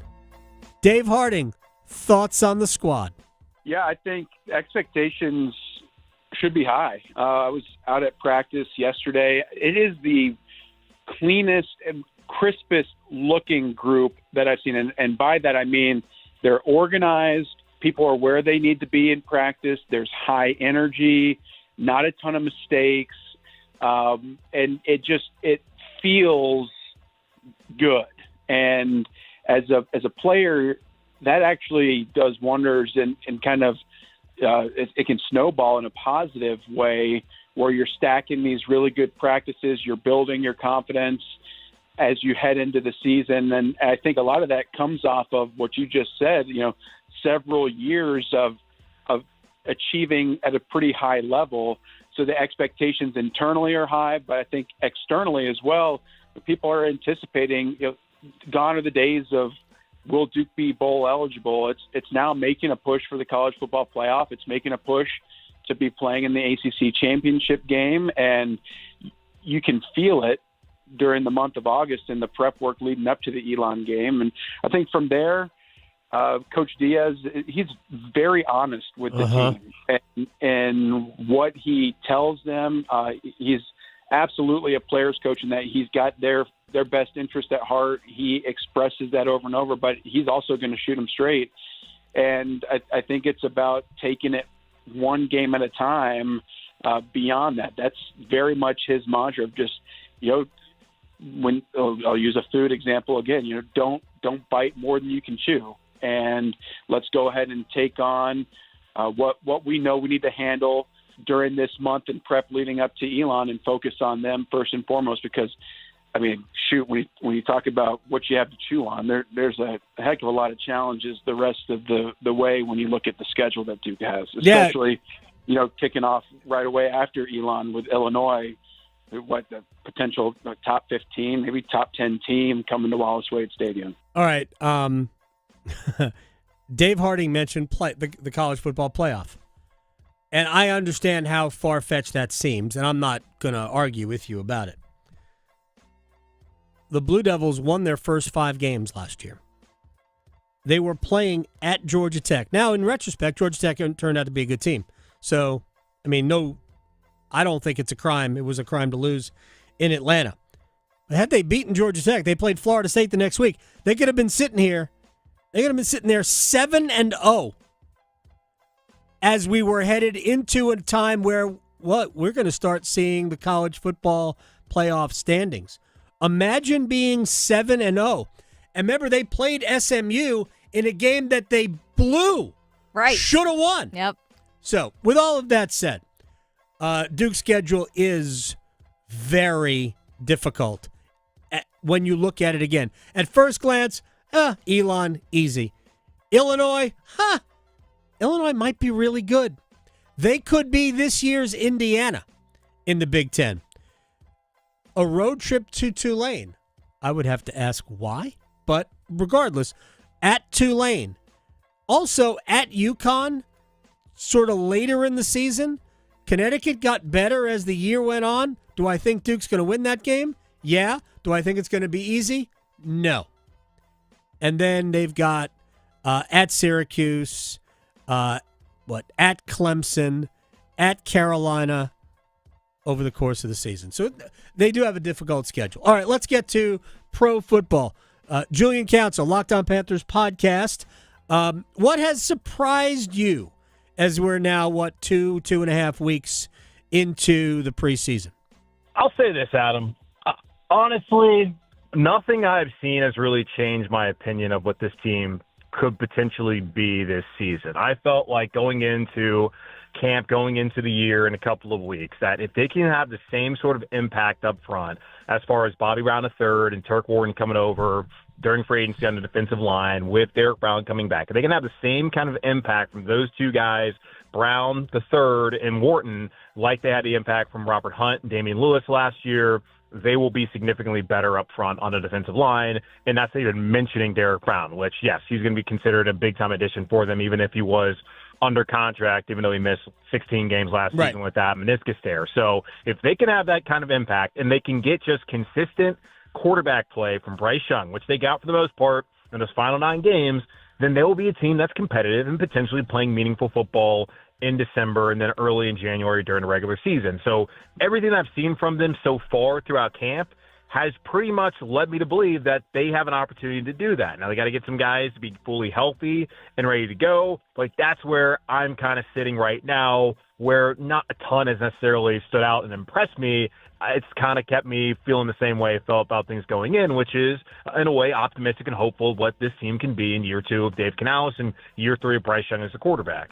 Yeah, and we're still talking about probably a 7 or 8 win team. Schedule at the front of the season is manageable. Schedule at the back end. And, of course, you really don't know how things are going to play out. You don't know for a fact some teams that are going to be good. There will be a lot of surprises. But it looks like the back half of the schedule is harder than the first half. So they have to get off to a good start. But, I don't think people would be that crazy mad if this team won 7 or 8 games. Victoria, thank you so much. See everybody later. Talking sports, dropping truth. The Adam Gold Show on the North Carolina Sports Network. Get ready. Concepcion touchdown, 13 yards. NC State leads North Carolina with 8:01 to play. College football kicks off August 23rd. Jones a first down and more. 10, 5.